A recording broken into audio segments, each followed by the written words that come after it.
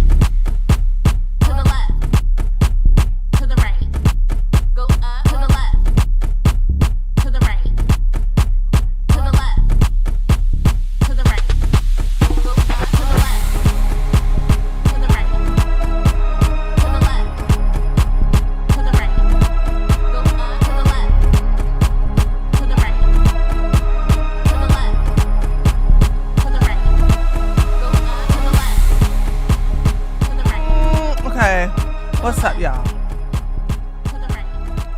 So I have to do a stream tomorrow because I cannot do one tomorrow. I had to do a stream today because I can't do one tomorrow. I am behind on a lot of work. And I got real pissed off, and plus I'm working on this video about Angie.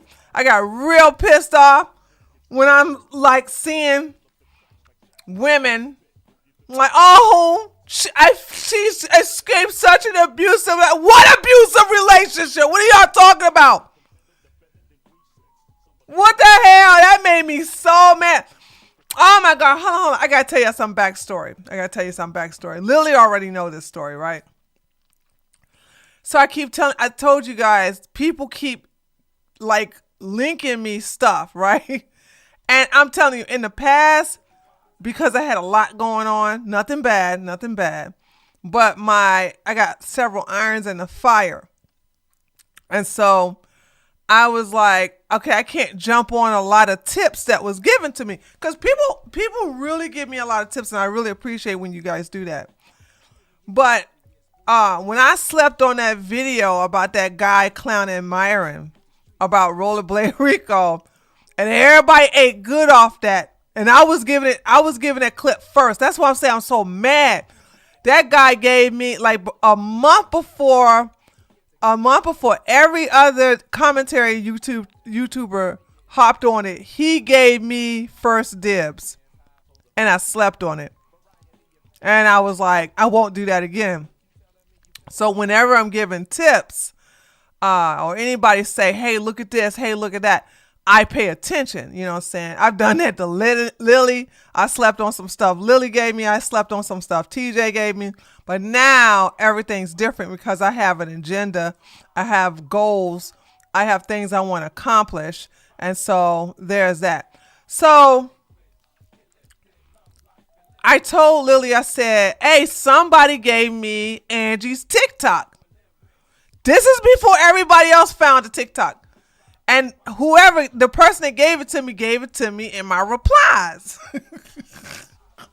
just like that guy Lucas gave me the video saying, hey Tree, promote this video. I did like we all did most of the work.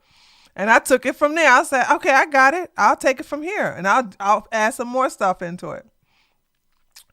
So I told Lily, I said, I can't do a video on it. So when you get a scoop real quick, you have to jump on it, right? Because not because you're trying to like get an exclusive, because all the commentary channels that go against the red pill, that go against the manosphere, I guess you can say we share each other's stuff. You know what I'm saying? It ain't even like a big deal for us. We share it. However, the person who comes out, with the most stuff, usually get the jump on the most views. Now, I have not been consistent with my uploads, but this week I have been consistent. Okay, because I'm mad. I'm just gonna be honest. I'm consistent because I'm mad. I'm mad that first of all, every woman that's associated or was associated with Fresh and Fit, including Angie, is a POS. From Xena to Icy to Angie, bad people associate with bad people.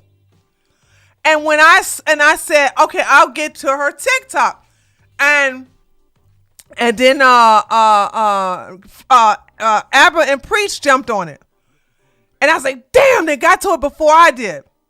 No problem. I said, I'll get to it the next day, and then everybody else started making videos. But then I noticed that Angie has been making these cryptic videos ever since the documentary came out. Bitch talking about something. It wasn't until Louis told me that he asked me that question that I realized something. I like, you liar! You are lying. And I'm saying to myself, did everybody forget that this woman was racist with Myron?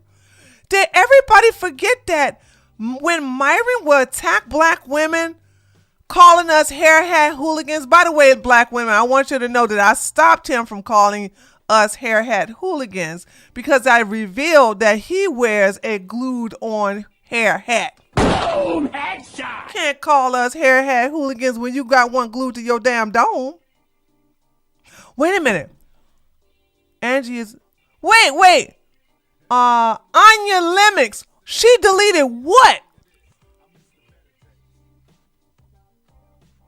Hold on, I'm looking at my chat.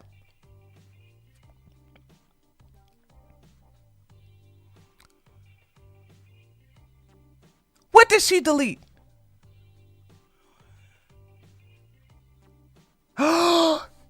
Girl, you better not be lying to me. Hold on. Hold on. I am getting some breaking news. Hold on. No, girl. You ain't got to... Girl, this is my chat. You ain't got to spell correctly. I don't pronounce shit correctly. You ain't got to spell... Oh, God. What is her TikTok? Her TikTok is... Hold on. I think it's...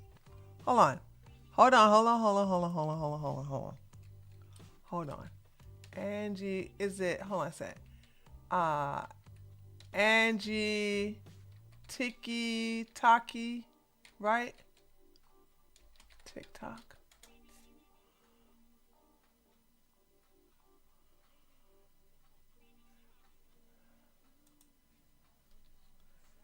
Lily, what's this heifer's TikTok? Listen, I was the one. Hold on.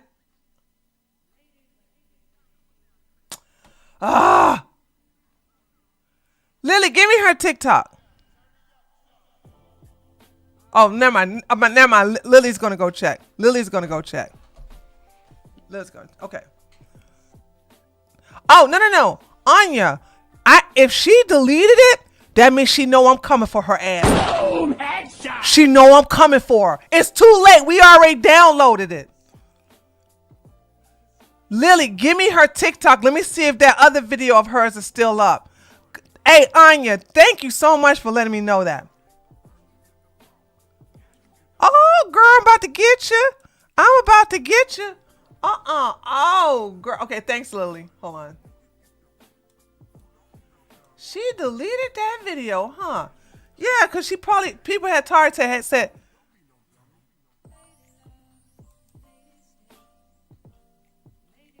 No, that's not her. Never mind.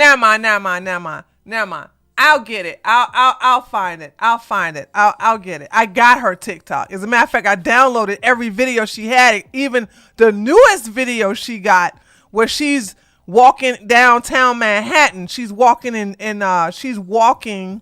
They told me she did it, but I don't use TikTok. I have TikTok, but I haven't been on there in a while. And I think I know why she did it, right? You know why I think she did it? Because she kept liking tweets where they're like, I'm so glad you got out of that abusive relationship. Lily, give me the TikTok, though. Give me her TikTok. I believe you. Girl, you know I believe you when you tell me her,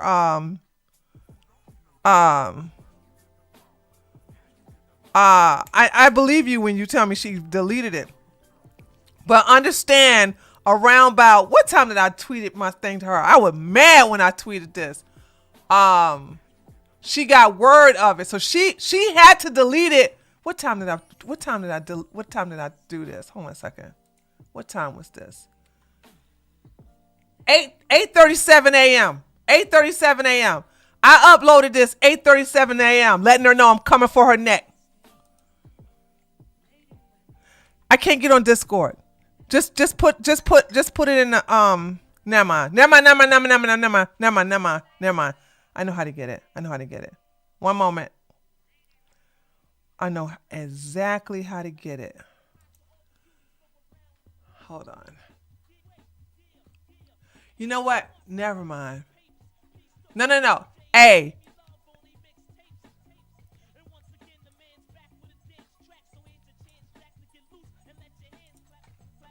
I got it. Thanks, Lily. Yeah, she had, I promise you it was up there last night. I promise you it was.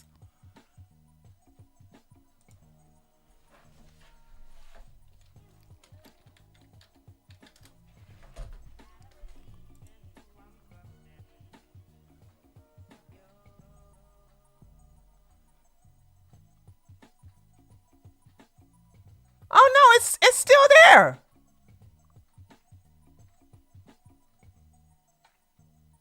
Wait a minute. She did delete a video though. She did. Hold on. She deleted the video.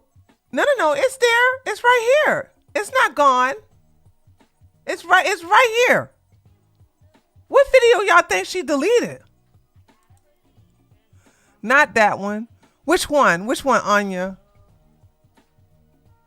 Oh! The one in the car. Oh, she did delete it. Oh, good one, girl. She did delete it. She did delete it. No.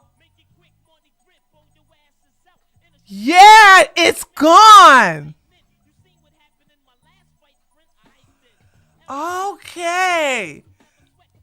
Yeah. Okay. So is okay. All right. Yeah. Okay.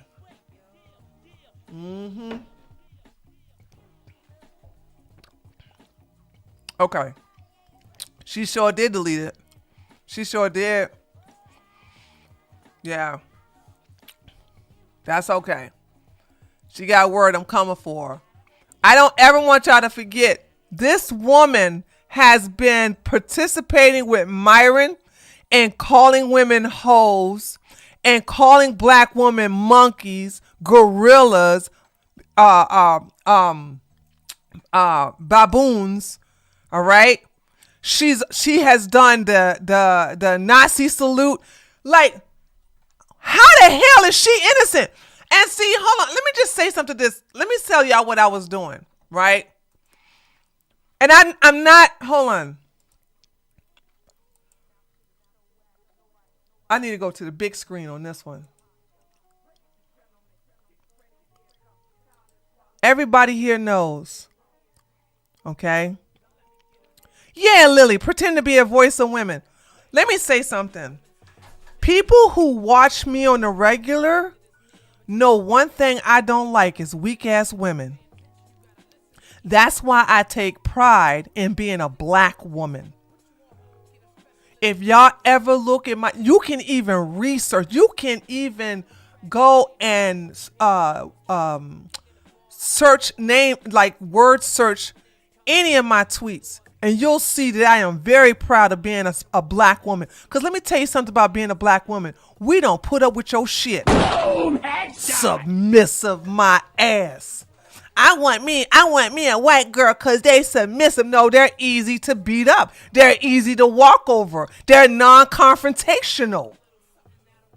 They are soft targets. That is my biggest gripe against white women. When I go after Pearl, the only ones in there saying I'm going too hard are white women. I cuss those bitches out every time. So when Angie is attacking other black women with Myron, you think I'm going to let that shit slide? You think I'm going to let her reinvent herself as a victim? I said, I need to put a stop to this because I got the video clips. The only thing I got the screenshots of her calling black women monkeys. I got the screenshots of her calling us gorillas. I got all of that. I got clips of her calling women hoes. I have all of that. So you mean to tell me she's going to be with Myron participating in being racist against black women, degrading black women, and all of a sudden you be like, I didn't know I was in an abusive relationship. I got counseling. And let me just say this. She probably did get counseling. Because you know what? She got approached by black women not once but twice in Miami. That's when Myron decided to give her some damn dog. I was like, how the hell them dogs going to protect her? And she started hanging around with groups. And Myron done got jumped on. Unfortunately, nobody had captured that. Because as soon as he reached for his gun, they started to scatter. That's the reason why Myron is secluded in. So do I believe that Angie did get some counseling? She probably did get counseling. She probably did. Because she did catch a lot of hell. But she deserved it. Boom, headshot. Everything that came to Angie, she deserved it. See, I'm going to tell y'all a story. It's a real quick story from my childhood. Me and my youngest uncle, Walter, we were walking down the street. And his pimp was beating up one of his hoes. This guy pulled over and got out and started beating up the pimp. The hoe that he was saving or trying to save took out a switchblade and cut that man's face. My uncle tried to cover my eyes. But it was too late. I saw what I saw. And I was shook. I was messed up. And he gave me do y'all remember the ice cream, the push? It's like a citrus type of, it's a push up. I think it's called push up ice creams. Hold on, guys.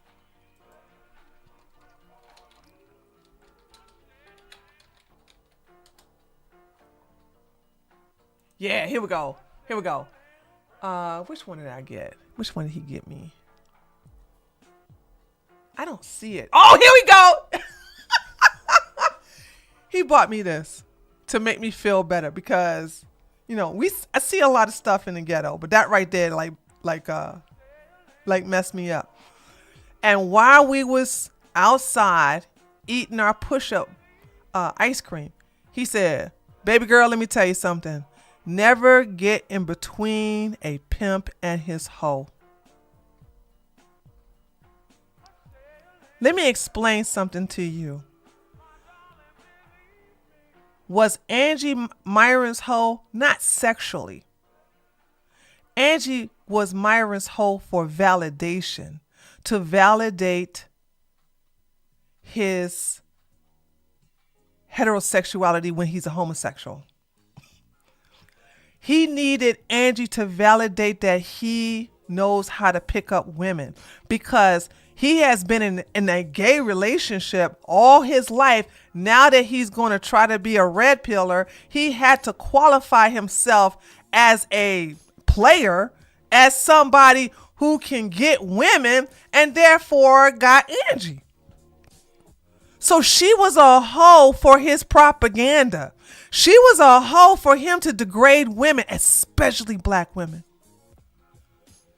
She was his hoe for all of the talking points he had, all of the bad relationship advice. She sat there for 3 years. 3 years. Kiss my ass if you think I'm going to sit up here and let you pretend to be a victim. Let's not forget that long ass tweet where she says, "I know he goes out and have sex with other women and I don't like him." Honey, you don't care because you don't have sex with him. This is a financial relationship. And you know what else? What nobody else is talking about? Angie signed an NDA. How many relationships do y'all know? Except if they're celebrity. I don't even think celebrities make each other sign an NDA unless it's a fake relationship. If it's a PR relationship, yeah, they have to sign NDAs. But if you're just if you're in an intimate relationship, well, who the hell, you ain't gonna sign no NDAs. Prenups only if you get married, but you don't sign no NDA. NDAs are for business. Okay? Business. Exactly. Pearl and Sugar Baby ain't signed no goddamn NDAs. Ain't no NDA between. Oh my God, thank you. Ain't no NDA between Pearl and Sugar Baby. So if it ain't no NDA between Pearl and Sugar Baby, then why would Angie and Myron have to sign an NDA? Because it's business. Icy signed the NDA. Xena, old ex-con ass who can't stay out of jail, signed the NDA. They all sign NDAs. So Angie can't do nothing but like this tweet, like that tweet, speaking cold and this, that. She can't talk that talk. So women, especially white women, are looking. So, okay, let me get back to what I was saying with the clip. Let me just get back to what I was saying. This was a dog whistle to black women. I was not talking to nobody else. I wasn't talking to men. I wasn't talking to women. I was talking to black women. I was like, you think I'm going to let you forget that you was joining along with him? Attacking us? You better guess again. And guess what? Comment section filled with black women because they heard my call, honey. They heard me. These are the people I was talking to. When I do a virtue signal, when I do a dog whistle to black women, they hear me, and that's all that matters. I don't care about nobody else listening to me.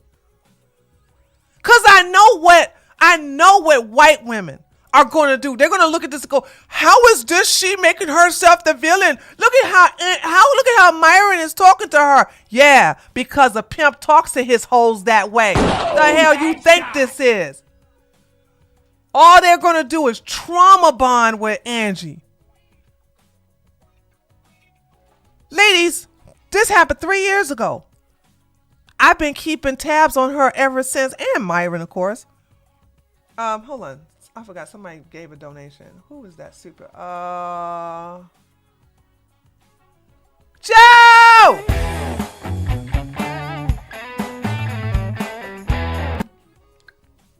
I had to take a drink of my smoothie. Joe gave a gift of sub to Sun Dormant. Sun Dormant, you got yourself a gift of sub. Thank you, Joe. Ladies, listen to me. None of y'all in my community, none of y'all in my community, no woman in my community, white, black, Latina, Hispanic, I got one Asian woman. None of y'all would let a man talk to you this way in front of tens of thousands of men and in front of a room full of women. None of y'all would let a man talk to you that way and stay with him for 3 years. See, what people don't realize is that Angie needed a green card. Angie needed to stay here. Well, she was legal. She was never illegal. That's never been the case, right? She's here legally. But she didn't get her green card. Myron said, this is what Myron said, and maybe it worked because he did give her a green card. I thought he was going to get married to her, but he did get her a green card. Myron said, I got connections in immigration because he used to work as a pencil pusher for Homeland Security. I'm going to get Angie her green card. And apparently that's what happened. So she's been with him for 3 years, never had to work except for him, like clean up his stuff, take care of his dog, go help with the properties and stuff like that, right? And translate for him. That's it. But she never had to want any for nothing. He gave her an allowance. He paid for her apartment, not his apartment. They both lived in 2 different apartments. He paid for her apartment. She was allowed, she was supposed to come on his Fed Reacts show before it was called Myron Gain X and co-host with him on the show. And he gave her 3 credit cards. And y'all know I showed the clip of where he said Angie has 3 credit cards. This was an employee masked as a relationship that Myron will use to degrade women, to tell women, oh, my girl look better than you. No offense. Oh yeah, my girl, she packs my condoms. She was dog walked, and it was okay with her because she wanted to get her green card and she didn't mind the money. So 3 years of never having bills and 3 years of getting an allowance, she didn't have to be there no more. So now, when the whole thing with Lewis came out, all of a sudden, yeah, he asked me a question and I didn't even think about it before. And I'm like, you a liar. And that's why I believe, I can't prove it yet. She saw my tweet this morning. I said, you ain't gonna lie. You ain't gonna sit up here and lie as if this is the first time you ever heard something like that. Because I got receipts to prove otherwise. I got receipts to prove, as a matter of fact, it's a video clip of her saying she never expect Myron to marry her. So all of a sudden you're like, yeah, he asked me about if I was to be a wife and this, that, and the other. I'm like, no, that's a lie. And I'm going to put them back to back. So I believe she saw this tweet. Or somebody gave her word, okay? Like that old stinking sewage Icy gave her, because they keep tabs on my account, gave her the heads up, I'm coming for her, and she deleted that TikTok. I can't prove it, but it sure is coincidental. It sure is a coincidence that she kept that sucker up. I post this at 8 o'clock, 8:30, something in the morning, and now all of a sudden it's gone. Really? Because she know I got the receipts. So there's that. Anyway, I just want to let y'all know, like, Angie is just as bad as Myron. Like attracts like. Ladies, listen to me. We all have been through some bad stuff with men. Get some counseling, heal, and move on. Because if you don't, you're going to see a bad woman who has volunteered to be a doormat, and you're going to look at that bitch like she's a victim. She's not. Angie ain't no victim. And when you see all the stuff that she willingly participated in, you're going to see, especially if you're a black woman. No black woman should feel sorry for that heifer. Not one. Not one. None of y'all. Let everybody else pat her on the back and be like, girl, I'm so glad you out of that bad relationship with Myron. He was so abusive. He was so that. No. There was no abuse. I beat men for money. Are they abused? Or are they willing participants? Yes, it's like listening to a police scanner. Yesterday, Abba Preach also reacted to that, and one of Myron's most active minions didn't stop yapping. Who was that? What is his name? Bernsey? I forgot what his name is. Myron has, and a part of me think it's Myron, but it is him.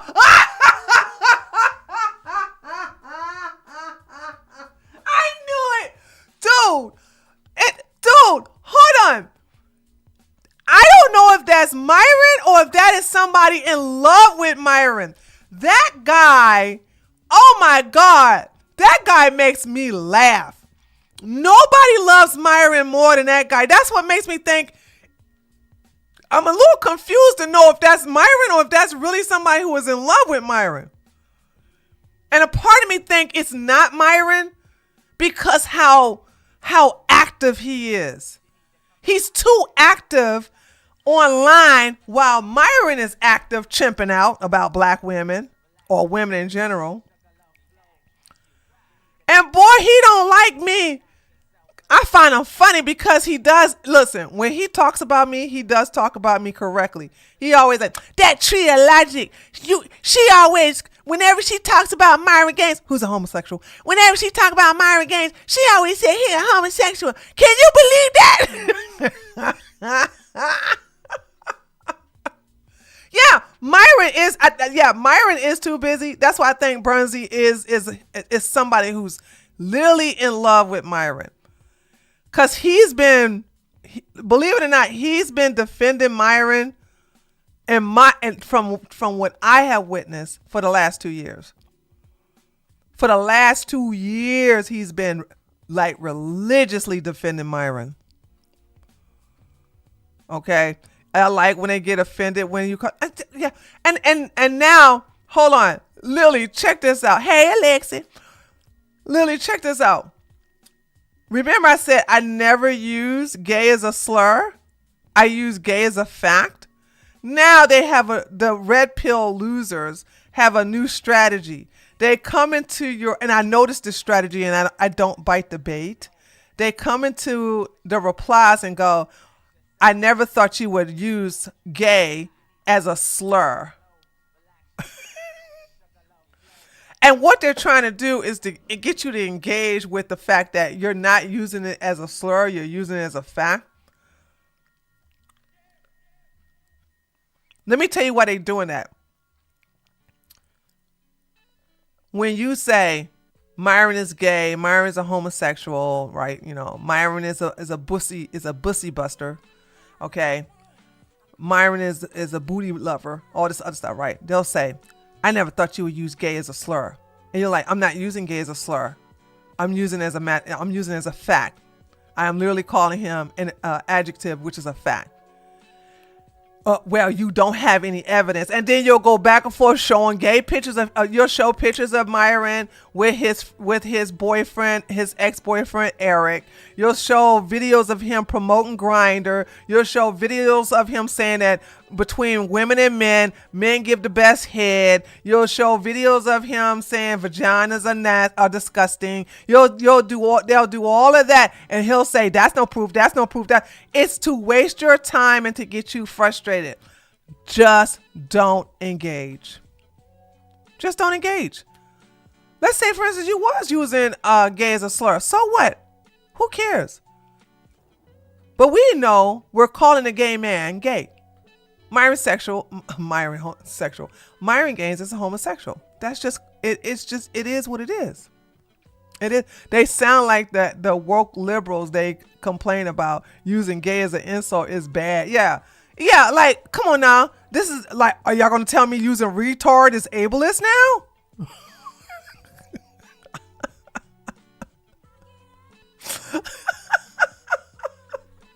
Is that what y'all doing? Y'all now want to sit up here and say I can't say tard now? So it doesn't even matter. Like, forget it. Like yeah. But anyway, I'm very proud of this tweet because it did reach black women like I wanted it to, and I wanted them to like tell me their experience because, like I said, hey, these people got short memories. I don't have a short memory. That's why you don't see me constantly saying, look at me, look at me. I am sitting back, watching, taking notes, taking screenshots, downloading video clips because I know it's going to serve me. It's going to come in handy in the future. All right. But anyway, so I'm doing a video. I'm doing a live stream today because I'm going to be so busy tomorrow and I got to finish this video on Angie, but my time is really divided tomorrow. I don't even know if I'm gonna have a live stream my political channel on Sunday. We'll see. But I definitely gonna have my Patreon because the girls been treating me very well over there. Okay. And by the way, ladies, be sure to go join my Patreon. All right, let's go ahead and get on Wes Watson. Wes Watson is in jail for kidnapping and assaulting a woman that he gave boob jobs to or something like that. Yeah, I know. Myron not only say the F word, but Myron also say the N word with the hard R. So I'm like, why do y'all care about slurs? That's what I'm saying. Ladies, don't take the bait.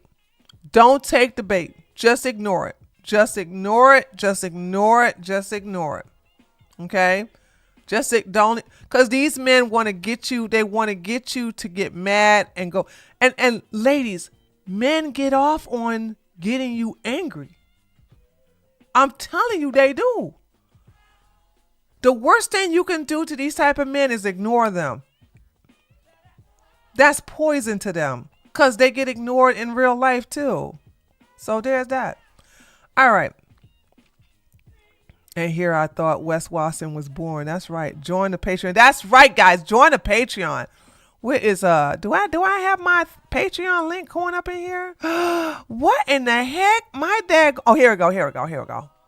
Let me give you out my Patreon. Join my Patreon. We got a live stream tomorrow, guys. Oh no. Hold on. What is this? God, I hate that. Hold on, guys. Let me give it to you again. Hold on. I forgot that. Daggone. All right, Patreon.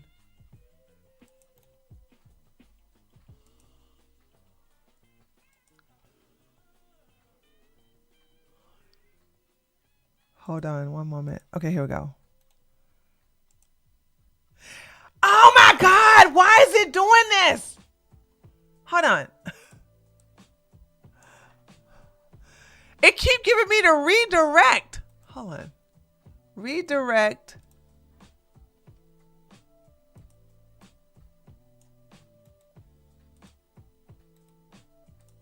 Okay, I think I got it now, chat. I think I got it now. Hold on.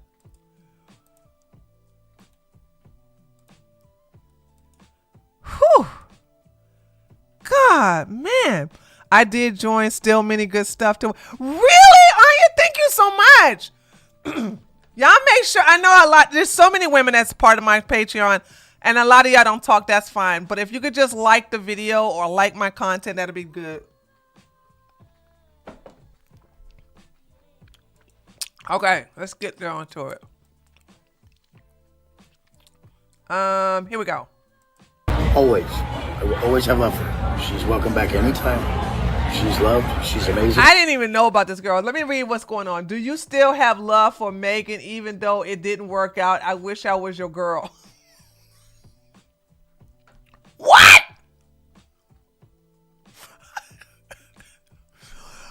Do you see how desperate these women are? Who the hell wants to be Wes Watson's girlfriend? Ew. And the fact is that I understand. I understand fully that me having a lot of options and the way my lifestyle is like fucked up for most people who aren't used to it. The fact is that you guys need to realize that when a man has a lot of options, but he chooses not to exercise them, that means he's loyal. He's got a lot of options, but he chooses not to exercise them, so that's a loyal man. A man who has no options, he's not loyal. He just got what he can. I can do whatever the fuck I want, but I chose that it's way better. So the point is every time I'm with someone, it's because I chose them. He has laid hands on his girlfriend, Megan. It is really bad. She has a black eye. She has a cut on her forehead. By the way, I forgot her name. Shout out to this sister right here.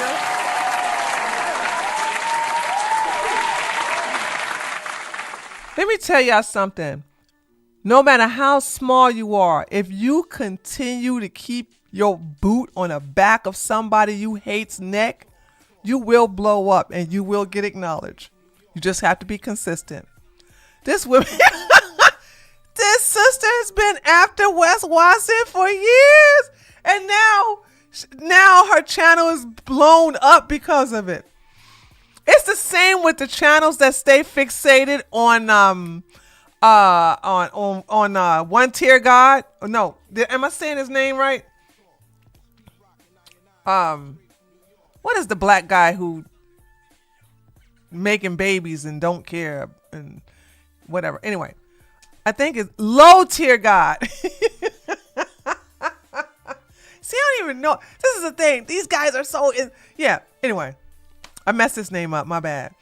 Yeah. There are people who are focused on one person and one person only.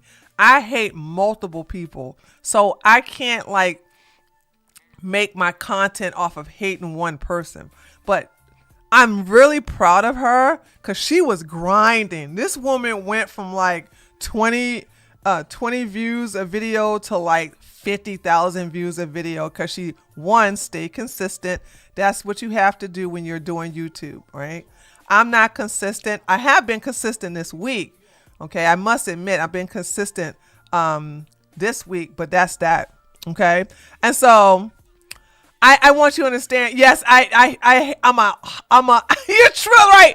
I am a multitasker hate. Okay.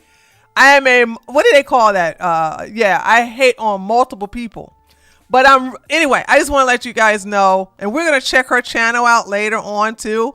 I'm really impressed. I'm really impressed how other people are seeking her information because her and Johnny Bravo or whatever his name is, they stay on Wes Watson's. They stay on Wes Watson, boo.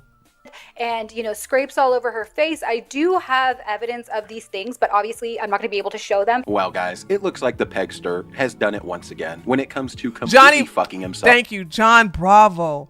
Y'all know I'm not good with names, but I'm working on it. John Bravo and that's that young lady earlier. They stay on Wes Watson. They stay on his ass. himself at every turn that he possibly can, and it looks like he has ensured that he will continue to get pegged in prison for years to come, since it appears that he has allegedly decided he was going to commit another violent crime while already being out on bail for a violent crime against the 7-foot monster. And we had actually already just covered this downright clown only a couple of hours ago, where we looked at his new failed engagement and watched all of his ridiculous bullshit on Kick and on his Instagram stories. And as I was making that video, he was even planning to do another Kick stream and was planning to continue to look like a complete fucking moron on Instagram. Going live on Kick later. Goddamn, I look good. Fact is, He got more tattoos. Is this a sickness? It can't be body dysmorphia. Daddy Wells is her channel. That's right. Thank you, Magda. Daddy Wells. Is this a sickness when people have to constantly get tattoos because they think it looks good? So he keeps getting new tattoos and thinking that it's like add to his beauty or something. And he's a very unattractive man. Q&A, and if you have bad questions to someone who has done what you want to do in your life, you're stupid as fuck. You should be able to very easily ask someone a question that will further your life in any way, spiritually, financially, physically, whatever the fuck. Put it. And even though he was really I don't think women could, gosh, wow, look at them bazungas. How much you think he paid for those? Okay, girl. I ain't hating. Hey, you got somebody to pay for them. So, and by the way, you could tell she just got them because they're so close to the clavicle. So, once she gets the massage, they'll start dropping down. So this is how you can always tell she just got brand new boobs. Himself here and had all of these big plans for his little stream, along with also doing his Q&As. These things never actually happened or came to fruition because the complete clown was apparently too busy getting arrested and getting filmed by his neighbor while he did so. Because Baller Busters actually released this video after I posted my new one, showing good old Peggy taking a brutal pegging from the police as they put him in cuffs and looked like they were taking him away. And even though the video is blurry, it really does seem to be authentic, and it gets even more authentic when you go ahead and take a look at his Kick, where he has decided he was going to try to scrub all of the different videos he has posted there, along with all of his past streams. But unfortunately for Wes, I have collected all of them and we have covered them over the past 2 weeks. And even though he tried to scrub them from there, they are still all over the internet. And the main reason that it appears he got arrested and that he tried to scrub his Kick for was apparently due to an alleged DV incident between himself and his new fiancée Megan. And with that information, it's pretty damn clear why he decided. So my understanding is that he only knew this girl for a month or something, and then bought her a diamond ring and proposed to her on stream, which is the kiss of death, by the way. Don't ever do that. Like, what's wrong with y'all? To scrub his Kick, because in his Kick, it not only showed his manic behavior where he was constantly crashing It was out. less than a month, Nikki. Yeah, like who does that? You propose, you buy this woman titties, and then you propose to her, and then you kidnap her and beat her ass, and now you're going to be spending a good 20 years, minimum 20 years in jail. The question is that who, like, oh God, dude, this is when if you're a millionaire, you can make some good deals, because he's going to be so hurting for money. He's going to be so hard up for money that when he knows he's going to serve time in jail, he's going to try to sell everything he has. How old is he? I don't know. I know somebody in the chat knows. Reminds me of Pugsy's Tiffany bracelets. Facts! And losing his mind. But the streams also showed multiple different incidents, kind of like this one right here, where he would end up raising his voice a bit or would be getting mad. And you can clearly see that she appeared to be uncomfortable and looked pretty anxious. Okay, you rat bitch lames. So you guys online who talk about other men are rat bitches. Straight rats. Like, do you guys understand how big rats you are? No one's name ever came out my mouth. I never spoke on anyone's comments ever. I'm not a rat. You guys are rats, okay? Everyone else got paperwork on them, except me. Ask the guy who gets people's paperwork if they got it on me. They don't. Rat. But anyways, everybody who thinks they're gangster ain't done shit what I've done. That's why they shake my hand with 2 hands. They shake my dick with 2 hands. What's up? Dude, that's your mom had your dad. Your mom smoked meth and your dad busted her. You fucking cracky little fucking lame.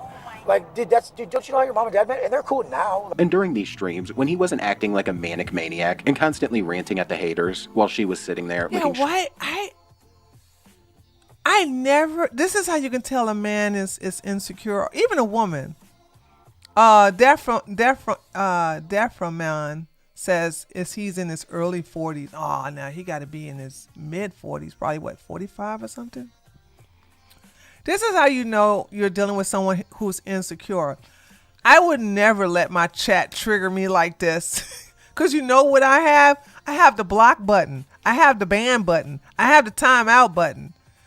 When you're in control, you don't get triggered like that. You know what I'm saying? dressed. It also featured clips like this one right here, where he would constantly be getting mad at her and his team, and would constantly be blaming them and just showing an insight of how he kind of thinks. So it looks like that getting rid of all these streams was somewhat of a strategical play from good old Peggy, where he's already prepping for a case and trying to remove anything that can be used against him. Because there were multiple of these little incidents that just demonstrated all of the dysfunction inside of their relationship and in his dynamics in general. What? Where's the music at? Yeah, they can't do both at the same time. Put it on your phone. Tell me you haven't hooked your own phone up yet.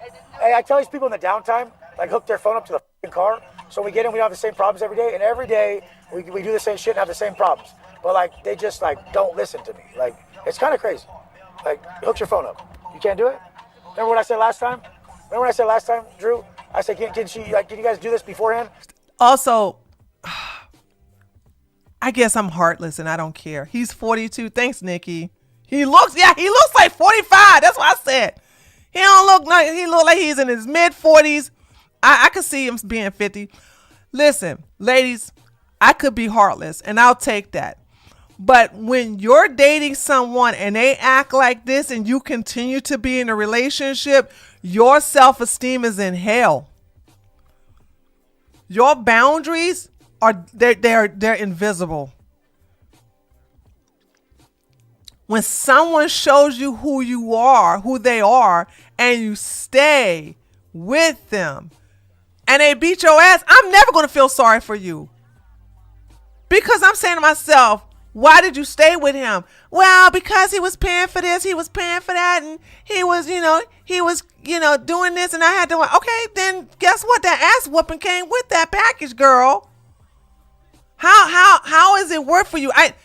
I'm not going to feel sorry for women who willingly take their poison. This is why I said I can't understand how these women, even if they don't know Angie, can sit up here and trauma bond with her.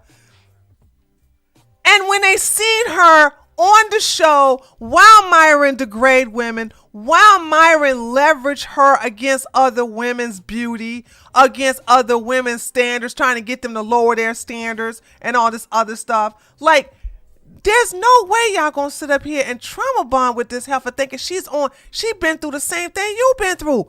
That's not the case. I could never understand this. As soon as you see something about a man, qualities that are red flags for you. And ladies, you have to know what are your red flags. Maybe that's the reason why some of y'all stay in these relationships, because you don't know what your red flag. You don't know what your red flag is. You just don't know. I have never been in a relationship where a man put his hands on me. I just don't have that type of energy. I don't even look like somebody that you could put your hands on in a relationship. I just don't have that energy. And when you make that clear, okay, or if you see signs that he gonna put his hands on you, you just get out. You leave. You get out before you find yourself in a box. And I ain't talking about a gift box. I'm talking about a coffin. Like, I literally pay for everything, do everything, like, plan everything, and I'm the DJ. And Tree, I have a question about red flags. Go ahead and answer it. Go ahead and ask it. How about my age? I guess I look like a baby. Listen, all you gotta do is take care of yourself. Everybody knows that steroids ages men. It just does. It builds up your testosterone. It makes your hair fall out. and it ages you. It just does. I don't know the effects of Tren, and I don't know the effects of Anavar either. I just know steroids. I just know steroids, okay? I had a relationship when I was younger when a man put his hands on me, but I stabbed him. Then I broke up with. Girl, go for it. All right, you go, Nikki, telling your hero story. Okay, yes, and it shrink the steroids shrink your ding-a-ling too. He beat his wife. She's on YouTube explaining how he beat her. I don't care about nothing. I don't care about that heifer. I'm never going to feel sorry for women like that. I'm never going to sit up here and be like, you poor thing. Ladies, please, please look at women like this as scum. Okay? Look at them as scum. Stop feeling sorry for women who volunteer for an ass whooping. Stop feeling sorry for a woman that sits here and be with a man because he's buying her all kinds of things. He bought her titties. He got her a diamond ring. All this. She knew what she was doing. Just like that woman who got in a relationship with Andrew Tate and then he essayed her. And now she's like, I knew he was going to court for that, but I didn't think he was going to do that to me. Well, you know now, don't you? You'll never, ever get sympathy from me. Doesn't matter how long the relationship is. Huh? Sorry for that. Okay, yeah, rewrite that. Of everything. Like, would you be okay with that? Don't be okay with that in your life. If you're a chick around a high level dude, like, see what he needs help with and pick up the fucking gaps. If you're a friend around a high level dude, like, pick up the pace. So with that being said, and after seeing those little microaggressions, it's no wonder that this man-child who lacks any type of discipline or self-control would end up getting himself into a situation like this. And I have to say that after hearing more about it, it's much worse of a situation than I would have imagined. And we actually just received inside information on all of this that shows kind of how bad it really was from a YouTuber. There she go. Daddy Wells, right? 18. Look at this. This is I'm so proud when I look at stuff like this, because I swear to God, she was on his ass long time ago, right? And look at her views. 32, 16, you know what I'm saying? For her channel to have only like 18 subscribers, she's doing really well. And she's constantly talking about West. Daddy Wells, who has really broke the story on this, where she had an inside man who has been collecting info, and she really brought to light what actually happened with this supposed incident. So the other night, as you guys may have seen, Megan decided to go to the Heat game, basketball game with her girlfriend. And Wes saw that and he was pissed. He was blowing her phone up nonstop, calling her a million times in a row, as we've seen him do in the past. He started threatening her. He literally told her, if you don't get your ass over here right now to Habibi, because he was, going to the club, fucking Habibi, doing God knows what, showing off to everybody that he has a girlfriend, a fiance now, or whatever. Like, dude, who even cares? But calling her nonstop, threatening her to get her ass over there, and if she did it, there was going to be a fucking problem. He also threatened other members of her family, saying that they were also going to be done for. He was saying things like he was going to cut her tits off of her body since he decided to pay for them. And so Megan kept telling him she didn't want to go. She did not want to go to Wes's house. But since he was threatening her and threatening other members of her family, she decided to go. And we're just going to pause it there for a second, because threatening to cut someone's tits off is really quite the threat. But on top of that, it all shows how manic he was and just puts more authenticity to it, because this type of manic behavior where he was allegedly threatening her family, herself, and threatening... Okay, so here's something else, ladies, I'm going to tell you. Okay, you'll never go wrong with my advice. People going to say this makes you narcissistic, which it doesn't. It makes you your number one fan. If I heard that a man served time in federal penitentiary, you and I ain't even gonna be dealing with each other. We're not only are we never gonna date, but we ain't even gonna be friends. And spare me the whole thing of, you don't believe in second chance? Hell no. Just like I would if a man got caught with CP and he said, I've been to rehab, I'm not going to trust him again. What are you talking about? I don't care if you went to rehab for CP, whatever. There are things that if you get caught once or if you done something once, that's a wrap for me. And teach other women, like, stay away from men. I don't care if it was white collar crimes. Stay away from men who went to federal pen. Leave them alone. If a man start bragging about how he served time in the Fed, in a penitentiary, say, oh, that's so nice, and shoot him a blank, give him a fake Instagram account, leave him alone. Okay. If a man ever insults me even once, I would leave him no matter how long the relationship has gone on. This is a red flag, but I was wondering if breaking up even after, say, a decade is too extreme. No. No one should call you out your name. If you're first of all, you said, okay, no woman should be with a boyfriend a decade later. That's a problem on itself. That's pick me energy. That's doormat energy. I don't believe in doing, this is my problem with black women. Black women are known for doing this, having a fiance of 10 years. Okay. What's wrong with you? What's going on? So I don't believe in, oh, this is my boyfriend of 20 years. This is my boyfriend of 25 years. Like, no, I don't believe in that. Do you see state penitentiary differently? I do. But I will say, as a daughter of a cop, I would never date anybody who served state prison either. Now, if you've been to a local jail, you know what I'm saying, for, not even DUI. I'm sorry. I do my best to obey the law. So if I see a guy who did armed robbery or carjacking, or he just stole a car or something like that, and you went to the state jail, I don't know. You're beneath me. And I want you ladies you have to rate yourself. Okay. I need you to rate yourself. Where are you on your standards? What will you accept and what won't you accept? Some of you will accept somebody from the state prison. That's fine. I really don't have a dog in that fight. My dog is in the fight of federal penitentiary, because if you look at the two different penitentiaries, you don't want nobody who served time in the Fed pen. Okay, in the federal penitentiary, you don't want nobody who's from there. So that's what I want y'all to understand. State is different. It is a different it is a different jail. It is different. But how about stay away from men who can't seem to not break the law? How about being with men who are law abiding? How about that, ladies? Okay.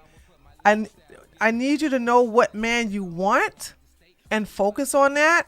So therefore you're not in the radar or not in the frequency of men like Wes Watson. Somebody asked me a question. Oh, there you go. That was an example. I mean that if I've been with someone for so long and they insult me, I would leave them. Yeah, you should. Some people would stay and work things out while I would leave, which could look extreme. Some women will stay and work things out because they don't have any options. Boom! Headshot! Women who lack options will stick through an abuse. They will stick through cheating. They will stick through everything else because they're like, I can't get nothing else. So let's go to counseling. Let's go to prayer. Let's go to our pastor. Let's go to church. Let's work things out because they don't have any other options. If you are a woman with options, even one option, you only need one option outside of what you're dealing with, and he calls you out your name, you are out of there because you can go to somebody who will never call you any names. I've never, ever been, I never agreed with women calling out their man's name. I never agreed with women embarrassing their man and picking an argument or belittling their men. And I never agreed with men doing that to women. If you have a disagreement with your man and he says something out of pocket, but he didn't know what the hell he said, then you just basically hold that until you're in the car together and you have a discussion outside of the earshot of people like me. Because if I see you arguing with your man, I'm already analyzing the whole situation. Now I'm invested in basically y'all relationship so I can gossip about it to my bestie. Boom, headshot. Keep your business out of my earshot. Keep your business to yourself. Keep your business out of women like me who will use it against you if you piss me off. So keep it down low. Don't emasculate your man in public, and he won't treat you like a hoe in public. Not a hoe, but he won't disrespect you in public. So if a man calls you out your name, he automatically let you know he don't respect you. So bounce. And who cares what other people would do? They don't have options. If you have options, and if you know you can do better, and even if doing better means being by yourself, and I need you ladies to not fear being alone, because when you're alone, you can heal, you can be your best friend, you could be peaceful. Holy smokes, you could be peaceful. And therefore, when you're used to your peace, you are very selective in who you allow inside your circle, inside your world. You're not so quick to have some guy attached to you and disturb your peace. So, yeah, who cares what other pick-me women will do? You should be the exception to the rule. Because I don't like couples arguing in public. And I damn sure don't like it. I don't like anybody, the man or woman, humiliating, degrading, or disrespecting their loved one in front of other people, especially under other women. Why other women than other men? Because we will gossip about your ass. And we will hold that against you to throw it in your face if you piss us off. Because we'll tell you, oh, girl, I know you ain't talking shit about me, but when you was over there talking about how your man came home last night late, how your man came home one night at 4 o'clock in the morning smelling like coochie. You remember that? You remember that? You remember that? So, yeah, that should answer your question. I think I answered your question. So if not, ask it again. But I think I got you. To do crazy things also pairs with what we saw that night that it apparently happened, where we saw him posting videos like this one right here where he was very upset and very mad. I mean, isn't that crazy? I feel like after you asked her to marry you, she went MIA. So we had a couple arguments, okay? And I'm very transparent. And now she feels like she needs space and then is not answering my call or showing me. So yeah, guess what? We ain't together. We're done. Straight up. Before then pulling it off his story only an hour later and trying to post this little video where he's showing Megan and her ring and acting like everything is okay. So I'm assuming that this video is after she showed up to his house after the basketball game and was right before all of the alleged assault that Daddy Wells now, is about. That's why y'all should never feel sorry for this heifer. Because prior to her showing up at the house, you answered my question. Thank you. I also had another one, but it would have to wait until the end of the stream. Okay. No problem. You can ask it after the Wes Watson thing. I'm going to go into the Marquette and Fresh and Fit thing. So you can ask it in between storylines.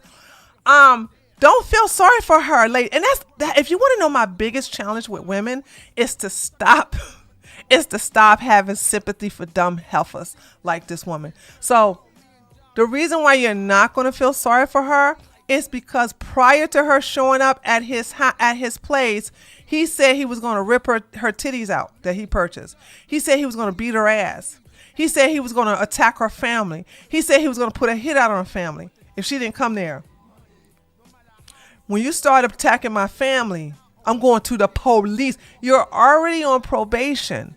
I got text messages of you violating your probation. Why didn't she go to the police? This is just like that whole Me Too thing when you got all these women going to wait 10, 20, 30 years after they got SA, so-called SA, to now talk about it. But when you ask them why you didn't go to the police, they got, You don't go to the police, you'll never get my sympathy. I don't care what happened to you. You don't go to the police, then it didn't happen, as far as I'm concerned. We are in the 20th century. 21st century.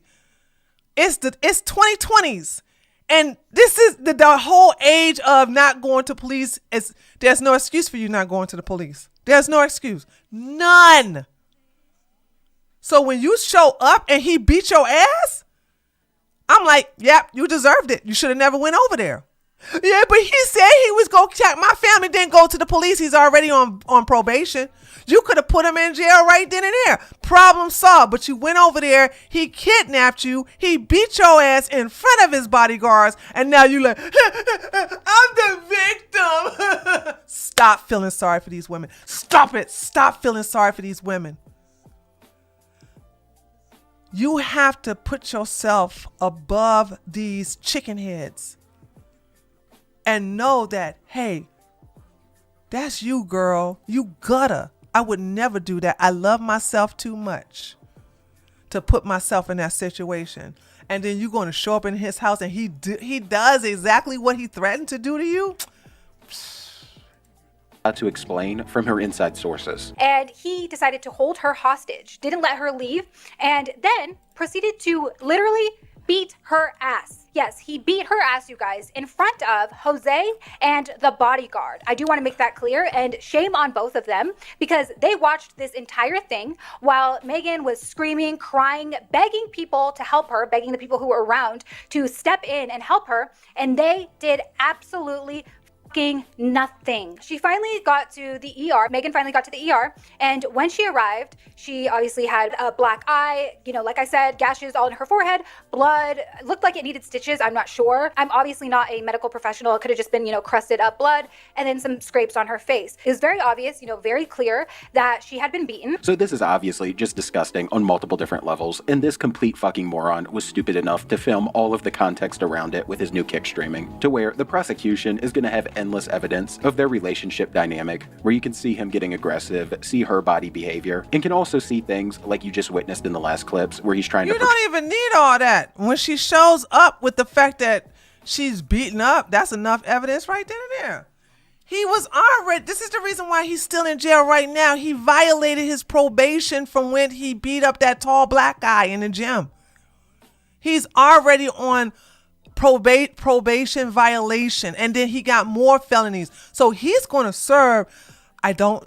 Florida's so different, but I know since he put hands on her and for violating his probation, he's going to do a minimum of 20 years. Wes is going to be an old man when he gets out of jail, if he makes it. And the fact is, I don't even know if he's going to get bond.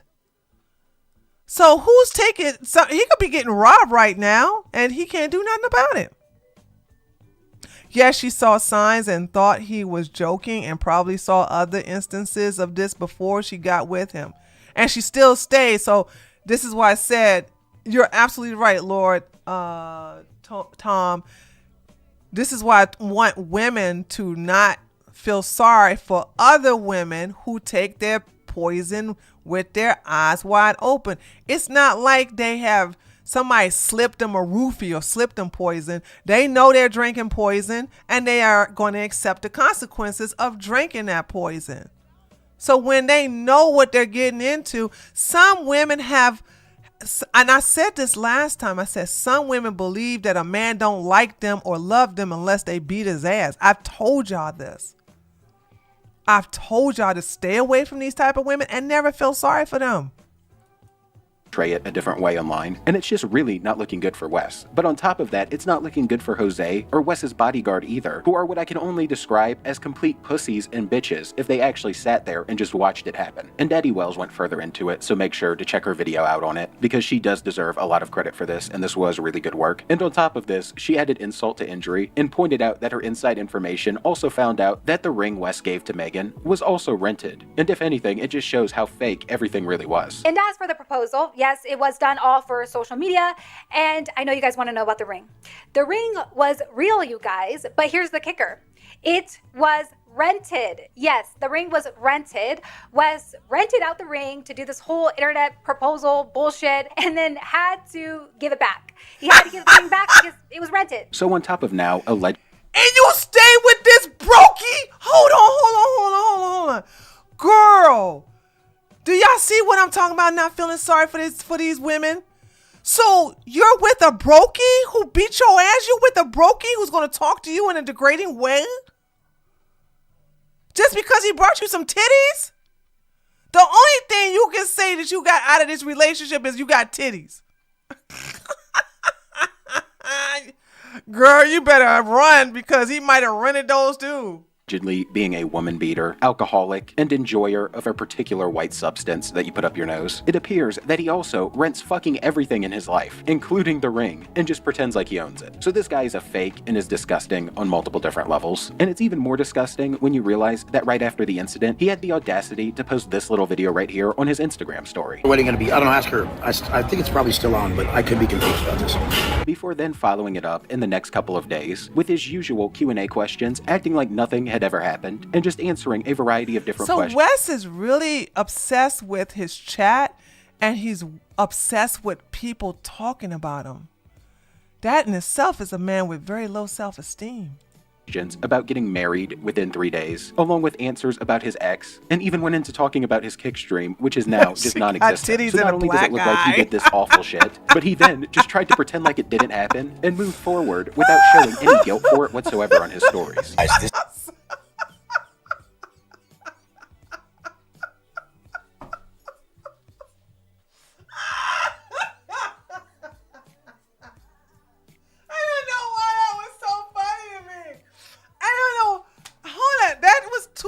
I gotta figure out why I find that extremely funny than usual. This is fucking amazing. I'm glad this guy wrote this because I can beat that. Who could beat the 3 days shit? So they were like 3 days. That sounds like bullshit. I got married the first time after 48 fucking hours. It didn't work, obviously, but it is what it is. I was very, I'm an internal optimist. Like, literally, I always believe shit will work out. But you're dealing with people that never did shit. So you have to look at the other party. So look at the other party before they join your life. My life was always killing it. It was peaceful. I was winning. I was successful. I was doing everything right. And then I bring these sour-ass, loser-ass bitches in my life, and they tug my shit down. You have to realize the behavior patterns that the chick came in with, they're going to stay with, and they're going to affect your life really badly. But the fact is, I got married after 48 hours. I got married after, engaged after 2 years, and this time engaged after 2 months. And the fact is I'm not good at picking someone who doesn't have behavioral patterns that are going to affect my life in a way that's not detrimental. But guess what? We keep rolling and hit me up. Oh, yeah, hey, thanks for reminding me. I really haven't thought about her that much, but like Gabby was always cool as fuck. I think I made it up. I really believe I do have the best channel because I post what I like. I'm not really like a prankster. I think most people do pranks on there or something. So little kids are like, oh, look at that prank. Those guys are fighting. That guy did this. But I just, what the fuck is that? I don't give a fuck about that shit. I like to see a dope life. I like to see dope shit. And that's what I do best. Click the Kick channel. We're not bitching on it too. So, I mean, mad bitches, dope shit, all that. That's what we like. And post what you like. If you like pranks, like them. If you like other shit, like it. But I'm just saying, post what you fucking like. And yeah, this guy is beyond fucking cooked. And I don't think it could get any worse for him at this point, because not only, according to Daddy Wells, does there seem to be efficient evidence, but as I've demonstrated throughout this entire video with all of the clips that he tried to hide, he not only showed his relationship dynamic on Kick multiple times, and that's why he deleted it, but he also showed his manic behavior with his post on Instagram, and even showed that after the incident, he didn't have any remorse. That's a good question, Alexi. I think everything is fake. I think his jewelry is rented. Hold on. I think what he does what Pugsy do. I think he combines fake jewelry with real jewelry. So he has a fake Rolex, but then has a rented diamond necklace. So I think that's what he does. I think he because people in Florida do that a lot. They will mix up fake jewelry with real jewelry. You know what I'm saying? So I guess they can pull it off. I don't know. I don't care when you don't care what other people think about you. I think this is this is the reason why I hate California. I hate especially Los Angeles. Los Angeles is full of so many fake people, and everybody want to know if you're a star, if you're an athlete. Like when I went over there many years ago, I just hated how fickle and fake everybody was. And it's like everybody wants to brag about, yes, did you see my new Chanel purse I have here? Oh my gosh, like these are so limited. Like I don't care about the material things. Listen, those of you, I wish financial success on you. And I wish those of you who want to be millionaires, I wish that upon you. But when you get to that state, hide your wealth. Don't flex it. Be the millionaire next door, for those of you who read that book. Don't get a Lamborghini. Don't start getting a Rolodex. Don't start getting all these high luxury stuff, because they depreciate. If you're going to buy stuff, buy assets that are going to increase in value. Things that's going to bring you money. Like, who cares? And if you get a Chanel purse, you should get it as a gift. I told you guys I got a Prada purse. That purse cost $2,000. I didn't pay for it. I didn't pay for that purse. I didn't even know that purse was that important until the girl who gave it to me, this is when I was in Germany, got mad when I had came in with the purse, sat down and placed the purse on the floor next to me. She had a fit. Do you not know what this purse costs? This is a Prada. With her cute self. I miss her. Anyway, so if you want these luxury items, you should have people give them to you, not you spending a whole bunch of money on them. That's just dumb. The real game, listen, the real game is to get expensive stuff given to you, not buying them. I don't care about wearing stylish this and being flunked. And also, when you're driving a very fancy car or a very luxury car in public, then you're just getting ready for the didn't do's like the Pookies and the Ray Rays to kind of carjack you. Don't do that. Don't do that. Okay? It's nothing wrong with buying a nice car, but don't buy a nice car that criminals want to steal. Okay? Any guilt, but instead was talking about how these sour bitches bring him down. So this guy is a complete clown, and we're gonna watch and see what happens next with this whole new set of possible charges. And if all of this is completely true, like Daddy Wells put it, then this guy's beyond fucked, because he's already out on bail, and he's gonna have to spend the rest of his time probably in jail, waiting for his trial for his other violent cases. But with that said, that's enough of this clown for one day, and I just had is he finished? to cover it because this was all completely Okay. All right. So let's go ahead and look at Daddy Wells real quick, and then we'll go into Marquette. So apparently these are, this is Daddy Wells. This is her thing here. She just did this one day ago and at 25,000. It's 11 minutes, so it's not going to even be that long. And we're going to put this on 125.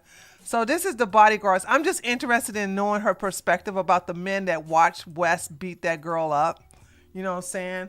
So I don't even think they're real security, because everybody who has security training knows that if the person that hired you is participating in something unlawful, it is your duty to intervene. Every time. It doesn't matter how much they're paying you. You're going to be an accessory, dumbasses. Fancy cars are such a waste of money to me. They are a waste of money retired on Mars. Because as soon as you drive them off the lot, they depending upon the car, they depreciate at a minimum of $10,000. This is why I tell all my taters, I like, don't buy no brand new damn car. Buy a car that's 3 years old or more. Because they depreciate every year, and they depreciate $10,000 minimum once you drive it off the lot. So you mean to tell me I purchase a car for $50,000, as soon as I drive off the lot, it's now worth $40,000? And if I try to trade it in or resell it, they're going to give it to me at half the price? No. Also, do your best to get it, unless you can write it off on your taxes, and you're leasing a car because you're writing it off on your taxes as a business expense. Learn how to get a car that you're going to keep until it can't work no more. That's been always been my mentality. I've never gotten a car with the mentality of ever trading it in. I've never gotten a car with the mentality of upgrading it. I've only got a car that looks decent. That's why I love Hondas. Okay. I love Hondas and Toyotas because they're going to be low maintenance, and I want to keep them for years and years and years and years. And when it comes to trucks, I'll never fuck with anything other than a Ford. So that's what I do. So that's how I am with vehicles. When it comes to trucks, I only deal with a Ford truck. And when it comes to cars, I only deal with Hondas and Toyotas. That's it. So that's how I live my life. And I don't get no brand new. I got a brand new car one time in my entire life, but that sucker got totaled, and I'm glad it did. But there's that. So that's my thing on cars, because yeah, they do depreciate. It will depreciate in value. I'm just telling you. It's just not that y'all don't need that big ass car note getting some expensive ass cars. Who cares? Hello, you guys. Welcome back. So today we're going to be talking about Jose. Also, one more thing. I just don't like drawing attention to myself. Do you guys like drawing attention to yourself? To me, and that maybe because I'm so tall, right? That I'm always seen, and everybody always like talk to me and this, that, and the other.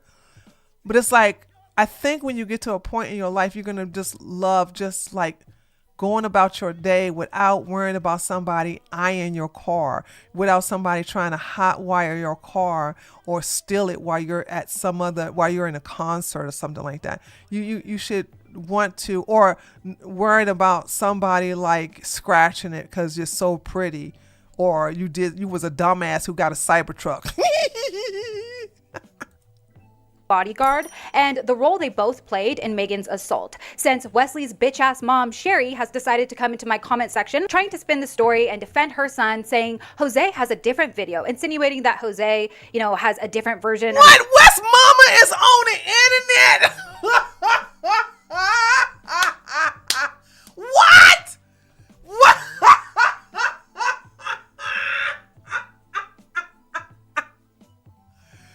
Dude, let me rewind that. What did she say? Did you? What? Wesley's bitch-ass mom, Sherry, has decided to come into my comment section trying to spin the story and defend her son, saying Jose has a different video, insinuating Yo, mama is in the replies defending y'all. See, that right there just goes to show you Wes he ain't meant for nobody. Stop thinking that black men are a product of single mamas, honey. Okay? Here we have a grown ass white man with a single baby mama. His mama still babying him in the comments of somebody's video. My baby ain't do nothing wrong. Our baby ain't do nothing wrong. What the hell? Why is your mama keeping for you on YouTube?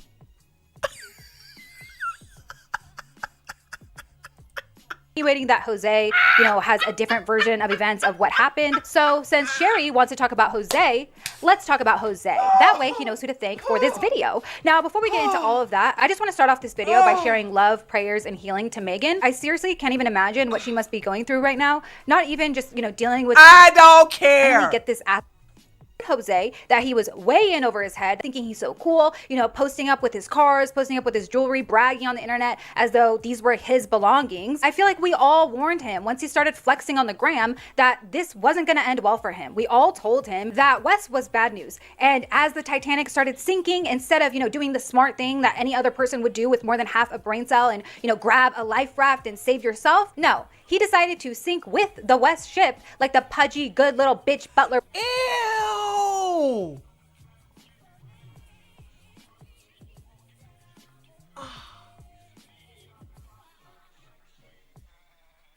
Okay, hold on. Maybe this is a culture I'm not familiar with.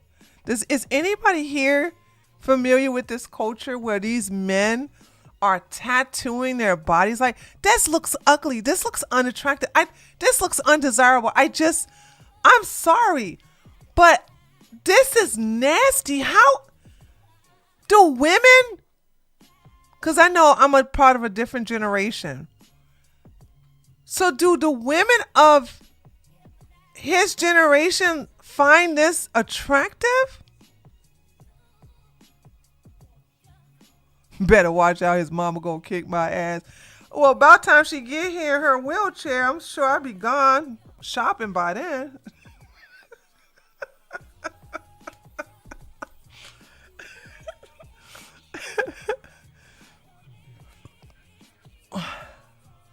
Yeah, I mean, his face is decent, but it's like, listen, Magda, I didn't even look at his face. First of all, the pecs, every part of his body is soft, and he looked like he got titties.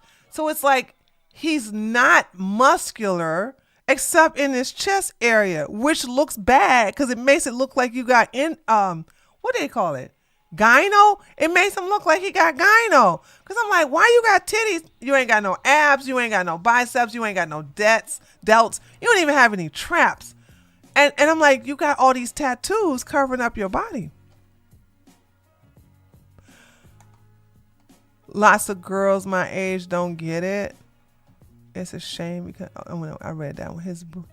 Okay, so it's like yeah, I'm just saying, like, who, a part of me think so since women for the most part don't find this attractive, is it possible he's doing this for men?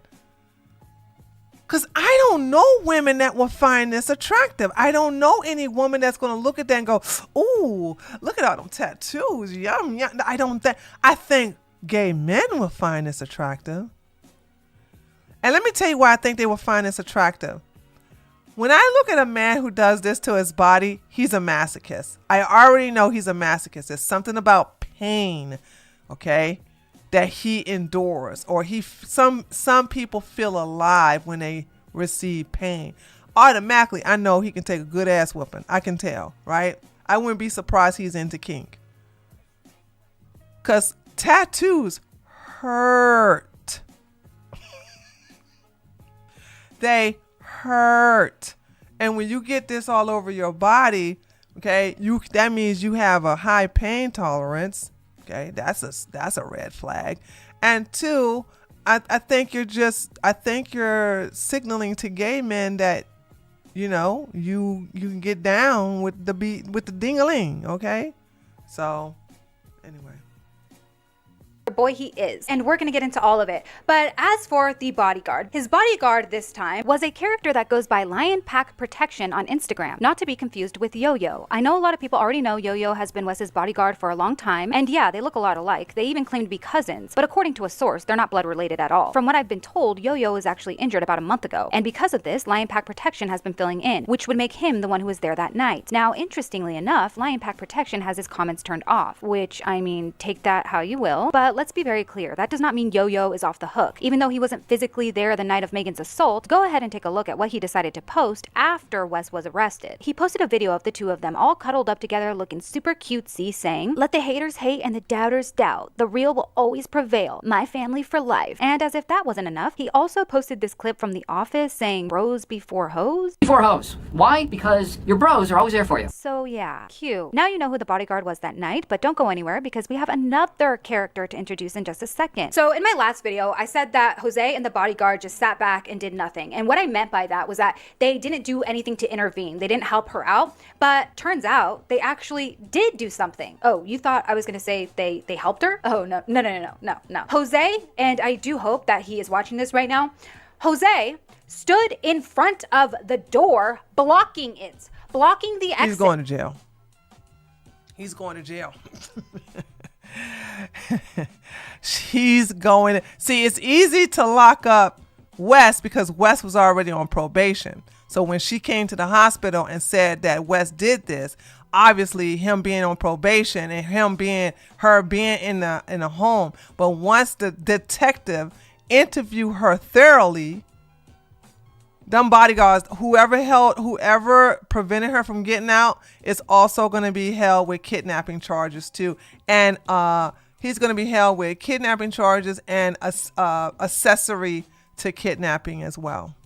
So yeah, he's going to have the kidnapping charge, and he's going to have accessory too as well to most of the stuff that West did. So Megan couldn't escape when she was being brutally assaulted. He blocked the door, preventing her from getting out of the house. So let me paint this picture for you guys really quick.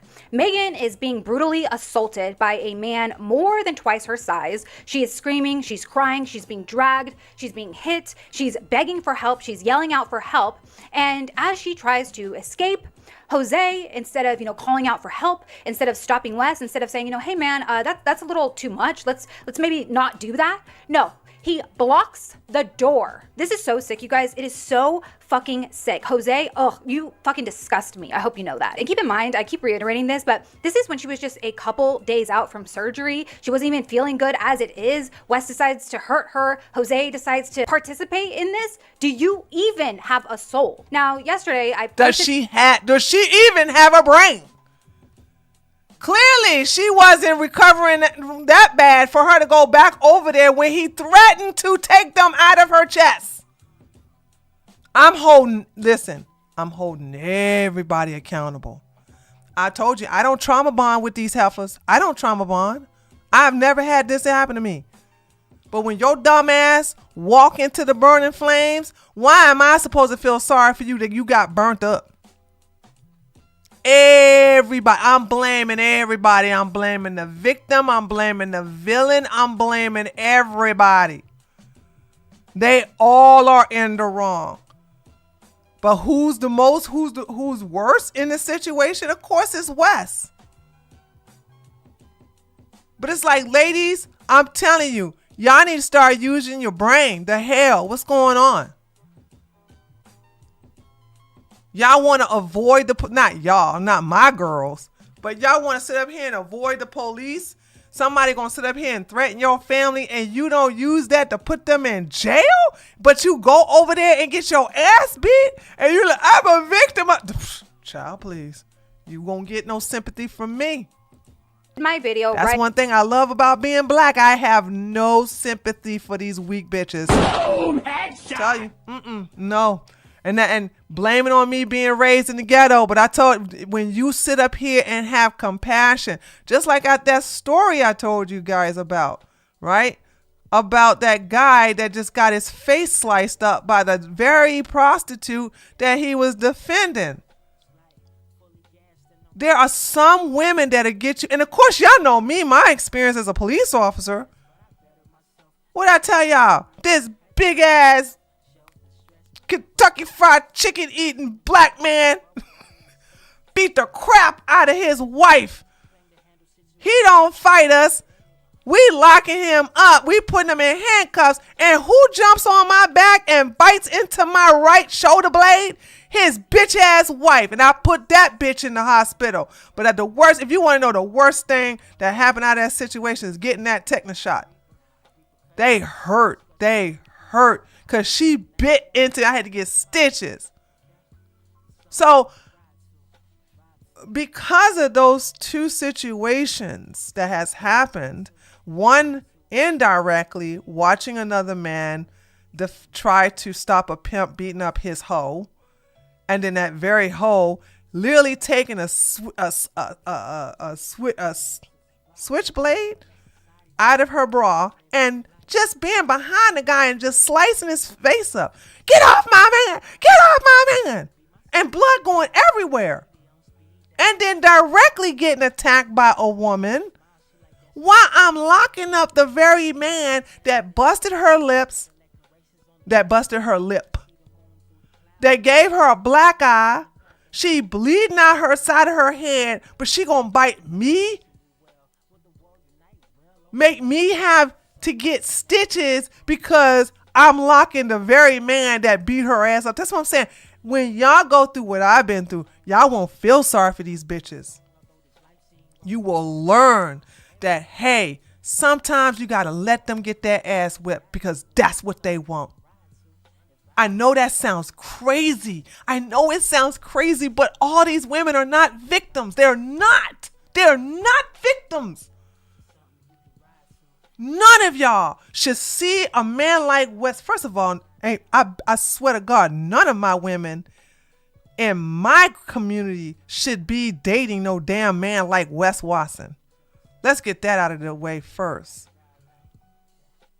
But let's say, for instance, you encounter a man like Wes Watson. You should automatically know. You should hear my voice in your head say, get out of there. Leave.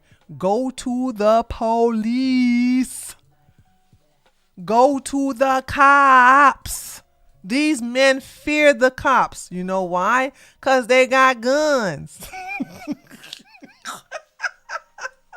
When I heard that Wes had finally been arrested and they were still speaking with Jose. And I was under the impression that Jose was also going to be arrested that night. Now, we're just going to have to wait and see what ends up coming from that and, what ends up happening with Jose and all of that. Now, I told you guys I had another character to introduce. So take a good look. This right here is Thomas Guillen. He goes by T from Houston on social media. And Thomas, I know you're really paranoid right now. I know you're calling all of Wes's friends, trying to figure out what they know. I know you're putting your grubby little feelers out, trying to figure out if people know the role you played in all of this. And I want you to be paranoid because I know exactly what you and Jose did. So guys, let's get into this. The day that Megan finally went to the ER, after all this happened, after Wes had already held her hostage for over 24 hours, Megan was trying to leave and go to the ER, and Thomas Guillen blocked the door that day. He pulled a Jose and blocked the door so that Megan couldn't get out and her ride couldn't come in and get her. Now, I think that all of these scumbags deserve to be held accountable for this, but I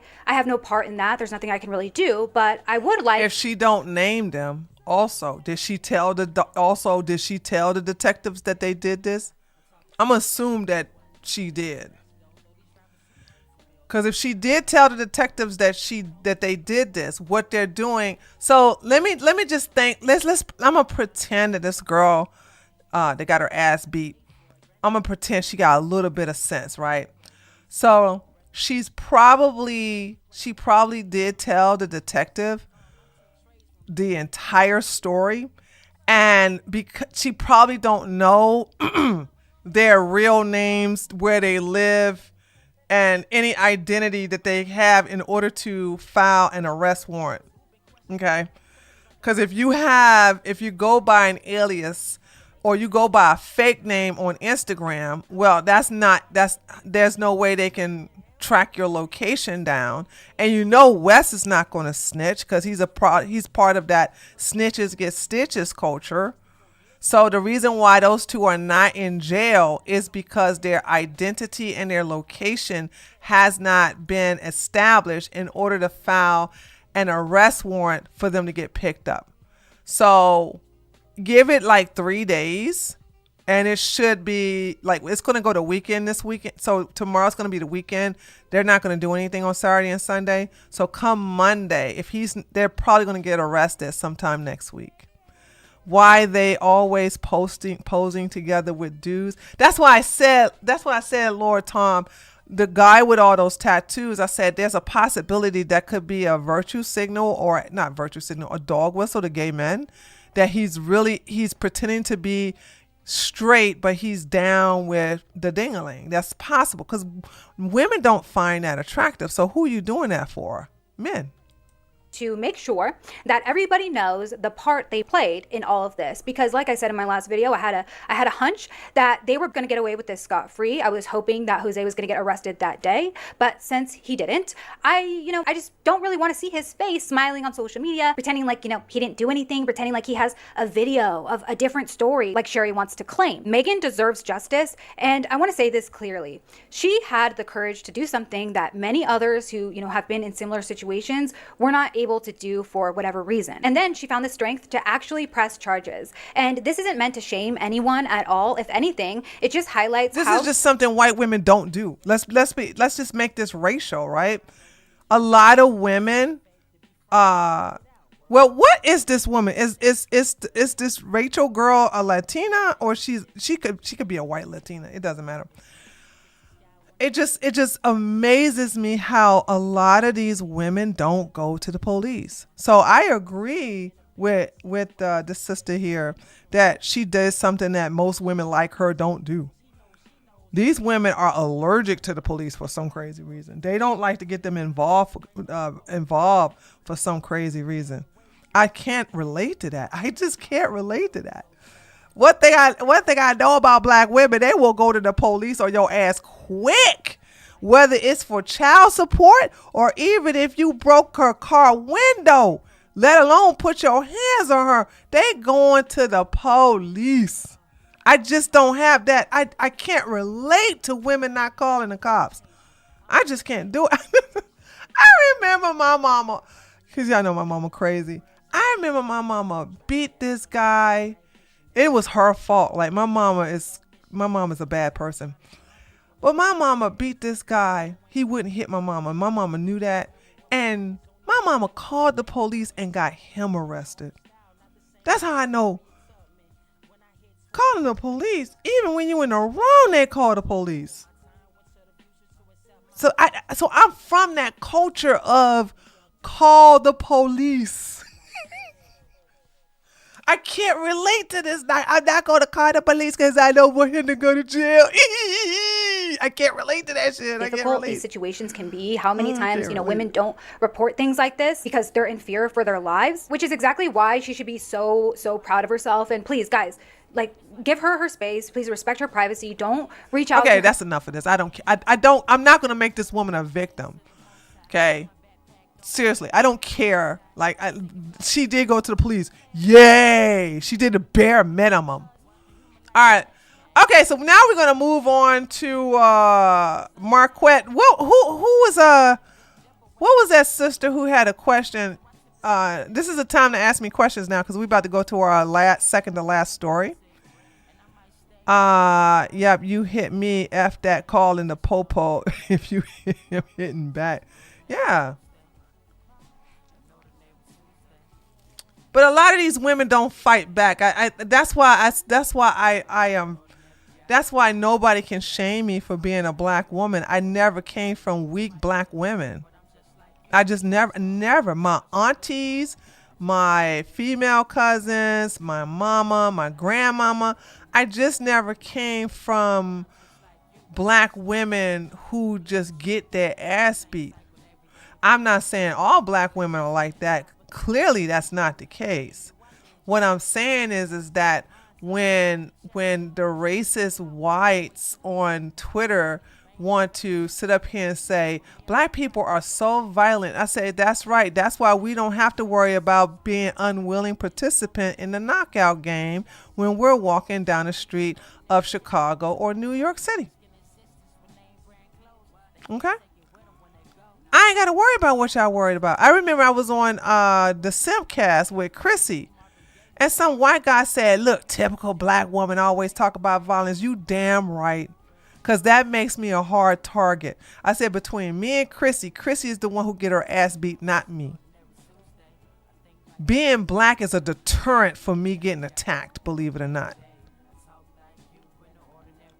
Because all criminals, all of them, I've never seen an exception to the rule. I'm sure there are an exception to the rule. But criminals like to go after easy targets. They like to go after easy targets. The person that's going to give them the least resistance. That's why they like to go after old people. That's why they like to go after pregnant women. That's why they like to go after white women. That's like they like to also go after tiny Asian women. They like to go after young girls. They like to go after somebody who's going to be a soft target. I'm not a soft target. You all should not be soft targets either. I don't care what your height is. You don't have to be a soft target. And if you are obese, you're already a hard target. I'm not being mean. It's just a fact. You're a hard target. But don't get obese just to be a hard target, okay? Don't do that. All right. I guess she's not here to ask the question, so we'll move on to our last thing. All right. So Marquette This is O'Shea's video, by the way. I saw it today. I thought he did a good job breaking it down. Apparently Marquette did a 2-3 hour stream about exposing Fresh and Fit, exposing why he is against them, and he has hit his limit with them. And TJ and Lily was telling me about the stream as it was going live, and I said, I ain't got time to watch it. I'm busy. This is when I was in the process of doing the expose video on Myron to show that he did get cheated on, even though he's a homosexual, right? Okay. Truth be told, you can't cheat on a gay man that you're not having sex with. But since his audience don't believe he's gay, I had to go with their narrative. I'm like, okay, you don't believe he's gay, then guess what? This is what happened. I was there in Marquette's live stream on this. This first one was pretty solid. Oh, so if I had to watch either one of them, watch the first one, not the second one, because I ain't got 6 hours to give to nobody. While I'm in the tub, I could listen to a good hour and a half of one stream. That's all I can give you. No women, no wife. That's the red pill way.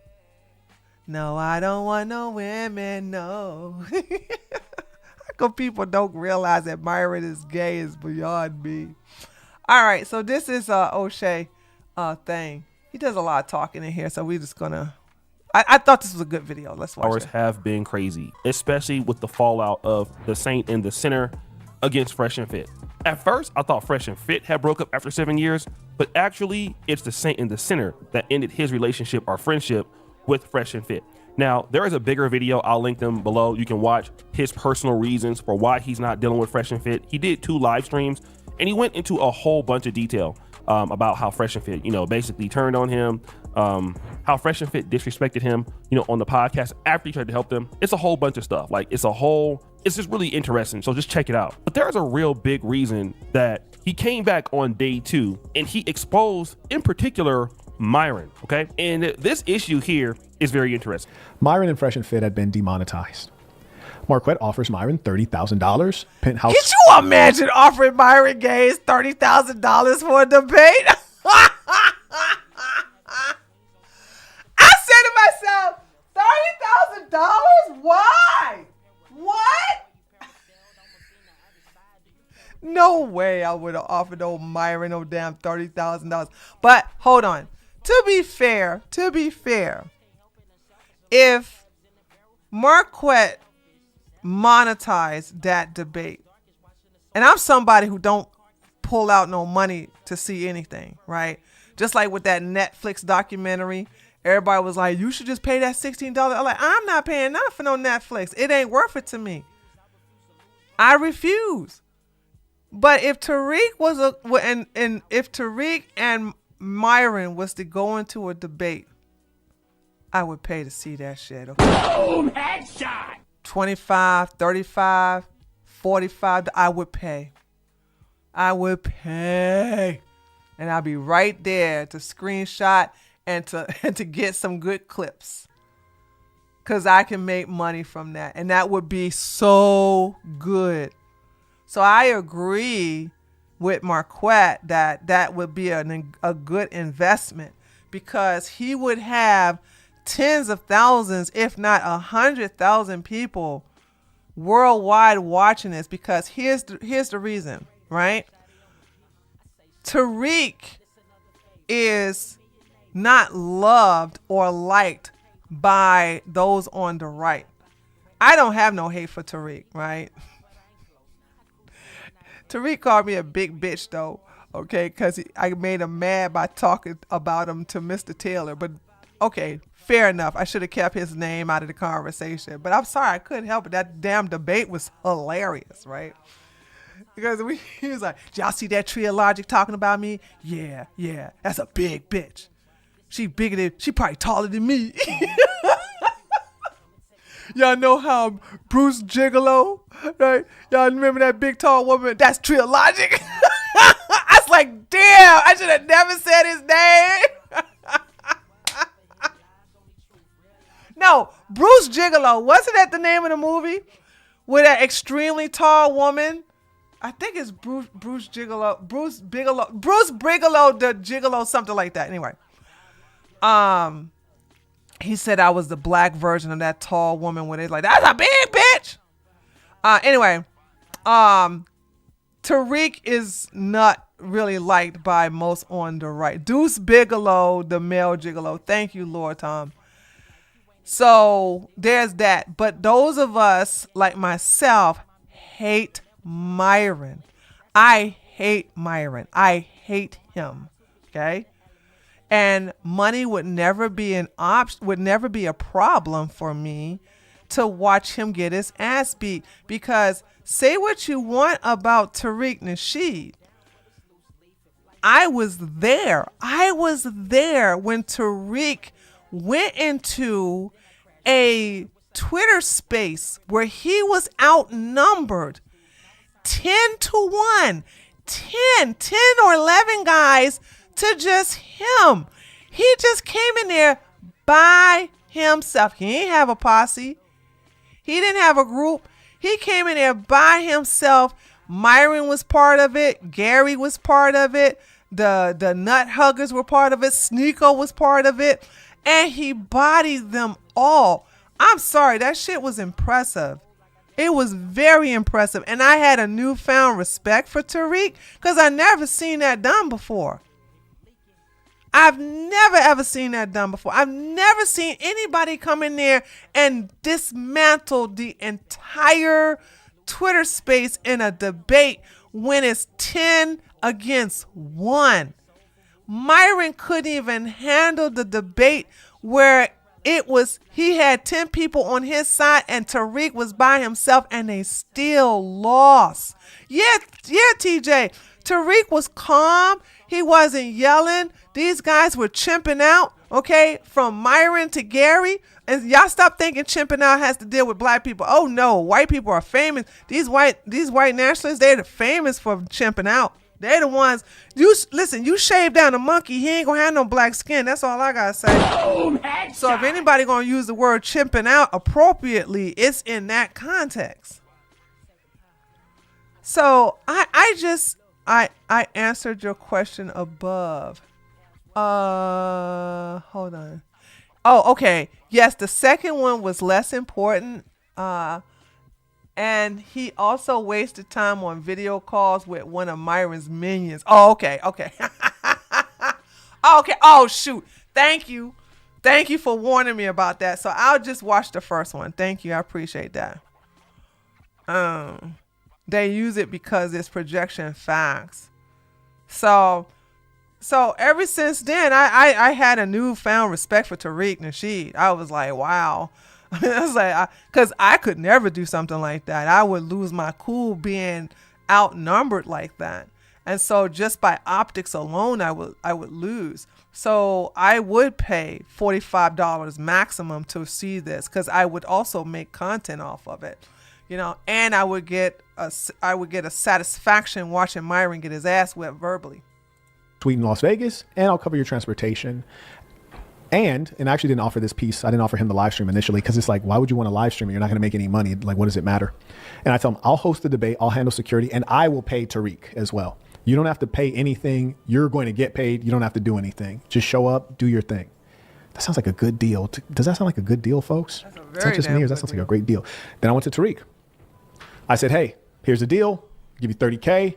You don't have to do anything. I'm gonna make this very easy. Just come with that game that you got, kick it, and you're gonna go home with $30K. Matter of fact, when you show up, I'm giving you your $30K. I'm gonna trust that you're gonna do what you're gonna do. And he said, I need 50. And I was thinking, I feel like that's very high because I think 30 was very high. My goal when I do deals is to, usually I don't want to have to negotiate. Then always give him low ball. Marquette, why would you start out with what you want to pay him? You just lowball him. Myron's so damn stupid. You could have just gave. Myron is so stupid that you could have lowballed him and he would accept it. But Tariq would have been like, you're going to have to come with more. So, and I've learned this from my Jewish mentors. Boom, headshot. I would say, Tariq, I got an awesome debate for you, brother. I'm going to put you in first class seat on the plane. I'm going to put you in a nice hotel suite. And I'm going to give you $10,000 in cash upon arrival. And then you start negotiating from there. And then with the negotiation, you'll probably get the $35,000 or $35,000. But with Myron will accept the $10,000 because he hard up. And I know this. Listen, and I'm only talking from a business point of view. When you are desperate for money, I'm gonna give you lower than you deserve because you hard up. You're a crackhead at this moment. So now I have leverage over you because you're desperate for money and I'm going to take advantage of it. Okay? All right? The men with the tiny hats taught me well. Negotiate, especially if I really want something. I want to give you a deal that sounds great to where you're like, oh, awesome. Like, yes, of course. How can I say no? I thought it was one of those deals personally. But I said, hey, I need 30. And I believe he said 50, if I recall correctly. And I was like, and I feel like, yeah, I can probably negotiate him down. Wait a minute. Marquette got a live stream of Myron joining what? Hold on. I'm sorry. I'm looking at what Anya's saying. The first live stream also shows young Myron joining a live by Marquette as a fan and being all humble and respectful. Girl, you lying to me. What? Say what? Huh? Always low ball. It's just biz. Nothing personal. There you go. Thank you, Joe. Thank you. We're going to get everybody on the same. We're going to get them on the same code. He was a fan for real? Okay, now I'm going to watch it. I can't watch it tonight. And I can't watch it. I probably won't be able to watch it until Sunday. Because I am so behind in so much work. But thank you for letting me know that. Now I'm excited to watch it. I didn't know he had all that. Marquette included the footage. Okay, thank you. He was a fan. I did not know that. From my understanding, Myron had went out to what is that guy named John Lifestyle? Anthony Lifestyle, because he has emails of Myron going to Anthony Lifestyle asking to be trained on how to get women. And like I said, this was a gay man trying to learn how to get the talking points. Then he purchased Grandma Tomasi's book and then also attended Grandma Tomasi's classes. So then it looks like he was hitting all the heavy hitters at the time. He probably also hit up Kevin Samuels too. So yeah, I thought so. Yeah, TJ, he was going around begging people. I did not know that Marquette was on that list. Wow, that's pretty impressive though. I didn't know that. Check back and confirm everything with Myron, because Myron's big question was, well, is Tariq in? No, check with Tariq. So Tariq said he needs 50, and I'm over here like, okay, want to do 30. I feel good at 30. I feel 30 is very generous. 50, I don't want to do, but I will definitely do it because I want this to happen. And I'm willing to spend to invest in general. I'm going to invest. I'm investing in the things I want. I'm investing in the things I enjoy. I'm investing in the things that can make me money. I'm going to take risks. Because he's going to get a return back in big time. So let's say, for instance, I think giving Tariq Nasheed $50,000 is ridiculous. But let's say, for instance, he did give Tariq Nasheed $50,000. He gave Myron $30,000. And he got the connections with the flight and the hotel, right? So we could probably say worst case scenario, and I mean worst case scenario, we're talking about $90,000, right? $90,000. Marquette could monetize this that he can make a good $50,000 from this. Sorry, 500. Sorry. Not 50,000. 500,000. He can easily market this because from the hatred of Myron alone, like if that debate happened last year, what year was this supposed to happen? I think it was last year. If that debate happened last year, and he made his money back then, he can also republish it after the documentary has come out and make more money off of it. You see what I'm saying? He can put the debate in clips and make money off of it on all social media platforms, TikTok, Instagram, you know what I'm saying, Twitter. He can also make it into regular videos and make money off of his YouTube channel. So there's so many ways of making money off of this debate because it was so hated. Because you got Myron so hated by both people on both sides. So yeah, this I can see how he can be making an investment, you know, to spend money to make money, because he would make a good amount of money off of this. So I'll do 50 if that's what it has to come to, but I feel like I should be able to get him at least a 40 because I can negotiate. So what he's saying is he had this whole debate set up with Myron versus Tariq Nasheed. Okay. Now the Saint in the center, again, I'll give it to him when it comes to one thing. He's savvy. He seems to be able to get himself into doors that other people probably wouldn't be able to get themselves into. Okay.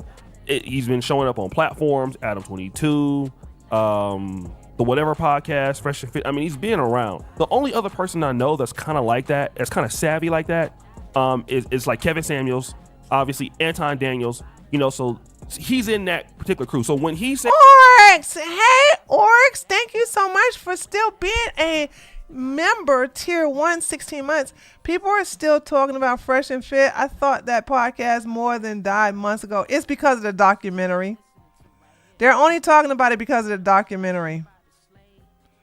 It was a pattern for Myron. He learned from those bigger creators and gained clout from their presence, recycling some of their talking points. That's true.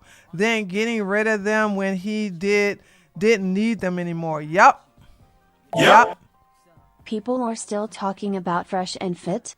I thought that podcast more than died months ago.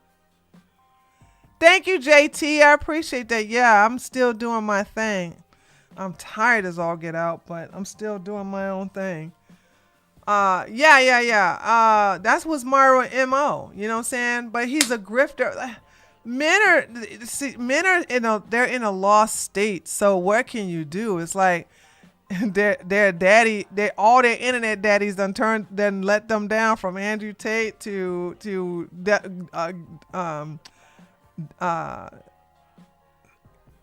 Kevin Samuels died, so, and Donovan Sharp became irrelevant. I want y'all to understand, Donovan Sharp was big. He was a force to be reckoned with on YouTube. And once it was discovered that the very thing he told people not to do, it turned out that Devin was definitely a single baby mama. That was a wrap for him. And the same thing is going to happen to Myron. As long as Myron still deal with women and getting into this dating thing, he'll always be clown. And I think that's the reason why Myron wants to be known as a political streamer, but that too is not going to go well, because you can't sit up here and blame Israel and the Jews for every damn thing that America is doing. America under the Trump administration do some very vile things, and you can't sit up here and say that the reason why Trump did what he did is because of Bibi. That's just a lie. That's just a lie. And so people are never going to forget that. And he's not good politically, because oh God, I ain't going to go into that. But I'm just saying, he wants to get away from the whole dating thing, because he's just, nobody takes him seriously. But they like him to be the bad guy going after girls. You know what I'm saying? Yeah, it gets old real fast. That he wanted to reach out to Tariq Nasheed, and Tariq Nasheed actually responded. I have no reason to believe that he's lying at all. Have no reason to believe that he's lying. Have no reason to believe that he's not telling the truth. I absolutely believe that this is 100% true based off of his track record, just how he moves, okay? But then is this. So anyways, I go back to Myron and I say, hey, buddy, Tariq is in and I'm going to cover the tab. So let's go ahead and get these dates set out. I'm a businessman. Let's get the dates set out. Let's talk turkey. Let's get it going. Then Myron hits me with the following, and this is all facts. Ball says, I'll debate him if he lets me have Andrew Wilson with me. So it'll be a 2-on-2 debate. So can Tariq get somebody else with him and we'll do a 2-on-2? Because Myron can't hold his own. When Myron realized that him and 9 other guys could not take down Tariq, he knew that if this was in front of a freaking camera, that was going to be a wrap. Those were going to be clips that's going to be used over and over again. It was going to go viral. Like I said, this was a good business move, I have to admit, on Marquette's side, and probably that's why he's so salty about it, because he missed out on lots of money. That was a big fat bag he could have capitalized on. But Myron is not a debater. Myron is not a debater. He's not somebody, he only debates young girls, young drunk girls, because their living experience is new and they don't have any really arguments, or they don't know how to defend their position. But when he goes against somebody like me or somebody like Jasmine, or like anybody who knows how to defend their talking points, he ain't got nothing. He can't say nothing. He is not that knowledgeable. So it's like, I told Myron, I was like, hey, I'm willing to debate you anytime. He told me come down to Fresh and Fit. I said, get out of your damn safe space. If you can debate me, then let's get out of your safe space. If anybody like Brittany Renner, I'm going to say this again. If Brittany Renner can make you look like a fool, you a dumbass. That's how I know you can't debate. And I knew that many years ago when she put you underneath the damn table when y'all was on Academic Show and y'all debated Brittany Renner, and she dog walked y'all asses. And Andrew Wilson versus Tariq and whoever he wants, anybody. And I'm over here like, what? What you mean? Ain't no tag team wrestling match? What you mean? You and Andrew Wilson? You talking about the old dude that got blew out by a young who called out his wife who has like 3 baby daddies? You talking about that guy who smokes cigarettes and claims he's a Christian? Like, that guy ain't gonna help you. Like, he can't help you. But I knew immediately, all of the sudden, it wasn't about does Tariq agree? Because he was counting on Tariq not agreeing or me not being able to reach Tariq, or he was counting on that part falling apart so that he did not get exposed as a coward. Scared to debate. I'm like, damn, I ain't asked you to shoot the fade with buddy. This is not fighting Alban Preach. This is just debating with words. How are you scared of that? So I tell him, I was like, bro, come on, man. Like, can we get this going? Nobody cares about Andrew Wilson. People care to hear Tariq Nasheed, Myron Gaines, because you are a black-looking white supremacist, and he is viewed as the leader of a movement. Myron is black. I know y'all don't want him to be black, but he can be black, and y'all can still call him out on his stuff. I told black folks, you cannot gatekeep the race anymore when you allow Sean King to claim that he was black. It wasn't until my video where I exposed him of being white that people stopped calling Sean King white. And that's even Sean King stopped calling himself, sorry. This is when y'all stopped calling Sean King black. And even Sean King stopped calling himself black. I did that. 2016, I did that. So, hey Tree, is there any way we can see this 10 versus 1 with Tariq? Yeah, it's on YouTube. All you gotta do is go on. It was so while ago. Hold on a second. It might be on Tariq's channel. Hold on a second. Tariq Nasheed debates Myron white supremacists.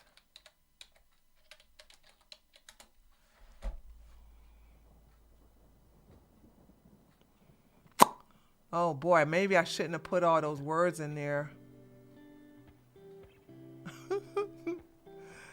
I don't get caught up. Listen, my ancestors were here before the establishment of... Hold on a second. Tariq Nasheed Twitter space debate. Hold on, let me do that. Twitter space... Here we go. Twitter space debate. Myron. Here you go. Right here. This is it. This is the space. At the liquid to just be out here like, man, 4K, 4 rats, spending on Myron them. He got some fake ass ways. Watching TV and got to water it down.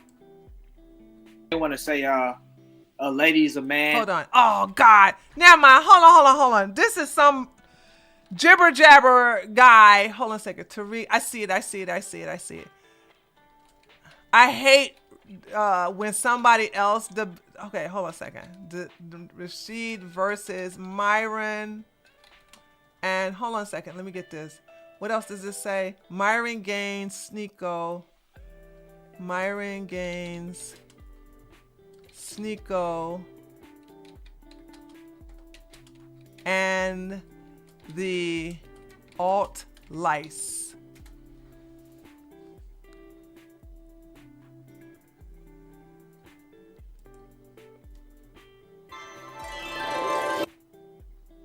It's specifically. I said the. Here we go. It's militarily I said holding back the global. black man. No. I said global because there's no place we can go that's free of white supremacy. Name the. There, this is it. Here, I'll give you the link. Sean King is some white boy who's a black activist who said that he was black. He married a black woman. Okay, and yeah. I don't really go into he's irrelevant now because hold on,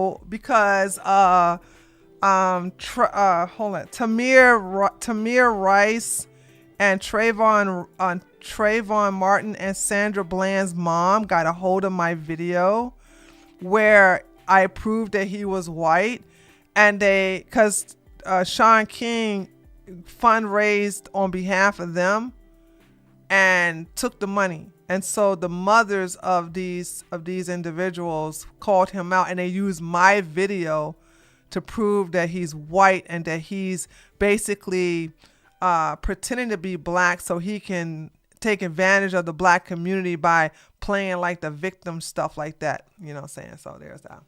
So, okay, you're welcome. Yeah, I knew it was. This is the debate right here. It's really good. It's really good. I was live listening to this. I think TJ was in there with me. We were having that was a good one. I'm telling you, I was blown away. I was very impressed that Tariq goes in there by himself. Again, I would never do that. I don't go into spaces where somebody else has control over your mic, can mute you, can kick you out and stuff like that. So I don't do stuff like that. So when he did that, it was very impressive. Or an ideology. And this is going to be a great head-to-head. This is what people want to see. Nobody cares to see Andrew Wilson. And he probably stinks. I hate being around people who smoke cigarettes. They stink.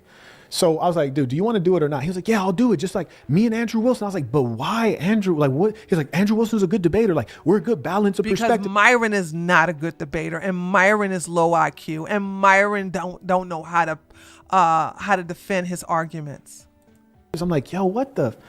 We're not trying to create an Oxford Union. We're not writing an academic journal that requires a second author. Like, what do you, dude? I'm offering you $30,000 cold hard cash, tax-free, a great experience. And you're demonetized. And I know you're struggling for money because you had to fire some employees. So I saw some people saying that what the Saint in the Center was saying was cap. This is very interesting, okay? And the reason why people were saying maybe that what he's saying is not the truth is because, the biggest excuse, maybe he's jealous of Fresh and Fit. Again, he's saying that Myron backed out of it because Myron wanted to do the debate with somebody else against Tariq Nasheed and somebody else, or 2-on-1. That's what he wanted. Myron wanted 2-on-1. Now, again, Myron is a liar, bro. Like, I can tell you that personally. Yes, he is Myron a liar. I've talked to Myron before on the phone. Myron's a liar, all right? Straight up and down. But for those people who think that the Saint in the Center is not telling the truth, and you guys know, I've had a beef with the Saint in the Center. I have no reason to, be friendly towards him or to be his buddy or anything like that. Like, I don't even know the guy outside of our little beef, right? But in his defense, I have proof that I believe that what he's saying is true. Look at this. Nope. And honestly, if it's me and Nick, I'll take on Tariq and Umar. Mind you, hold on. Let me give you some context to Myron chimping out, okay? This was right after Tariq Nasheed beat all 10 of them in a Twitter space. Myron was so humiliated. Tariq Nasheed was celebrated by people on the left and the right. I've never seen that before. Black, white, Latino, Hispanic, Asian, they were all like, Yo, Tariq made Myron look like a chump. Like Tariq was a king for weeks off of that. People were singing his praises because Myron was so hated. But it was also amazing that 10 people, 10 red pillars jumped on Tariq, and Tariq came out there glorious. And you want to know what add insult to injury? Tommy Sotomayor joined in the panel and start instigating, saying, "Ah man, y'all making us look bad. You know, me and Tariq, we ain't cool with each other, but damn, Tariq is making y'all look stupid. Come on, man. Y'all need to be doing better than that. It's 10 of y'all. It's 10 of y'all, and it's only one of him, and he is dog walking y'all. Oh my God. Come on, y'all. Y'all supposed to be on our team. What's going on? Y'all supposed to be on our team, and y'all over here losing to Tariq." I'm telling you, when y'all get a chance, go watch it. It's good. It was comical. It was shocking. It was amazing. It was one of those things, like, it just went down. In my opinion, it basically established Tariq Nasheed as a force to be reckoned with. It put fear in a lot of the white nationalists on the right. It was something, and Myron looked bad in it. Myron looked so terrible in it. So now Myron wanted to have another debate with Tariq, but Tariq said it's going to cost you, which I don't blame Tariq for saying, because Tariq said, "I did the first debate for free. If you want a rematch, you're going to have to pay me." And that's why Myron is over here losing his shit, because now he wants to bring in Nick Fuentes. Baby, Nick Fuentes ain't no match for Tariq. If you couldn't have Sneeko, Gary, there was another red pillar in there that's pretty big. I can't remember. Well, he's not that big, but, and then you got Myron, and then the other nut swingers in there who were all attacking Tariq, and y'all got dog walked by Tariq. He shut you all up. What do you think Nick Fuentes gonna do? If anything, because Nick Fuentes has a BBC fetish, if anything, Nick Fuentes is just gonna probably fall in love with Tariq. Let's be clear. Nick Fuentes is gay, by the way, if y'all didn't know that. We'd absolutely destroy them. We would absolutely destroy them. And we wouldn't even have to get into like any of the IQ stuff. No, we would just straight debate them on how you are not oppressed as an African American in the United States, or an FBA, foundationally Black American, whatever they want to say. They say all these excuses about why the black man can't get ahead. I'll give y'all one stat, all right, just to show you guys how ludicrous these guys are. In 1940, okay, 87% of blacks lived in poverty. By 1960, about 47% of blacks lived in below the poverty line, okay? So a 40% drop. Also, keep in mind, this was before the civil rights era. So racism was at its highest. So please explain to me how you had a 40% drop of blacks living under the under the poverty line in the worst, one of the worst eras to be a black person in the United States, and then you're fast forwarding to 2023, where racism exists. I'm not denying it exists. However, it is not strong enough to keep you back or hold you back from success. No way. But you're telling me people had way more obstacles back then and they were able to not live in poverty? Come on. This video is from Myron. And this is 2023, when he was saying that he wanted to debate Tariq Nasheed. He switched from "I'll debate Tariq Nasheed" to "me and Nick Fuentes will debate Tariq Nasheed and Dr. Umar Johnson." Then after this, Tariq Nasheed would go into their Twitter space with him, Sneeko, a whole bunch of other dudes by himself. No, it's backwards. Hold on a second. O'Shea got it backwards. It didn't happen in that order. Myron was chimping out because of the Twitter space. So he got that wrong. The Twitter space happened first, and then Myron wanted a rematch because everybody was sharing the link and stuff like that of Tariq dog walking everybody on the panel. So Myron wanted to save space by doing a rematch with him and Nick Fuentes. And then Tariq said, yeah, I'll do a rematch, but it's going to cost you. And I think Tariq was asking for $20,000. Because he said, I gave you the first one for free. If you don't believe me, go on his Twitter. This will back me up. I was there. I saw it all. O'Shea is not active on Twitter, so he doesn't see what happens on Twitter like me and TJ, Lily, and the rest of us. We see what happens on Twitter. We were there on Twitter. So the whole thing of Myron doing that was after he lost the debate in the space with Tariq Nasheed, and he wanted a rematch by thinking that Nick Fuentes was a heavy hitter to debate on his behalf. But it was just it was stupid. And he would slaughter them by himself. Okay, so when Marquette, aka the Saint in the Center, was saying, "Listen, how about you come to Las Vegas, we'll do this debate," and what Marquette was going to do was get people to do the pay-per-views. And again, here are the flyers, right? I just put this into AI and made it better and all this other stuff. And that's what he was going to do. He got the flyer design. And then you see this whole situation with June 21st, 2024. I'll debate him if he lets me have Andrew Wilson with me. Can he get someone else so we can do a 2-on-2? Okay? Or even a 2-on-1. This is absolutely what we just heard here. And again, let me just tell you this. The Saint in the Center, he has his own thing going on. Whatever the case may be. He has his own thing going on. But when somebody is beefing with someone, and again, anybody can have their own philosophy towards themselves or who they are or who somebody else isn't. But when somebody has a beef and if they come around and say similar things to what somebody said before, usually they are not lying.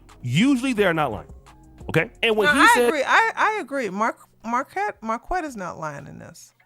I haven't seen his entire stream, but I do believe that Myron would say, I'm going to get Andrew Wilson to debate on my behalf.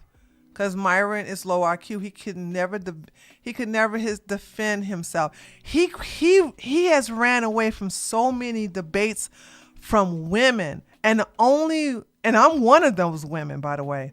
If we would not agree to come to the Fresh and Fit studio where he can Frank Castle, I guess you could say, throw us out, turn off our mics, you know what I'm saying? Then we wasn't gonna come down. And let me tell you something. I have a lot of self-awareness. I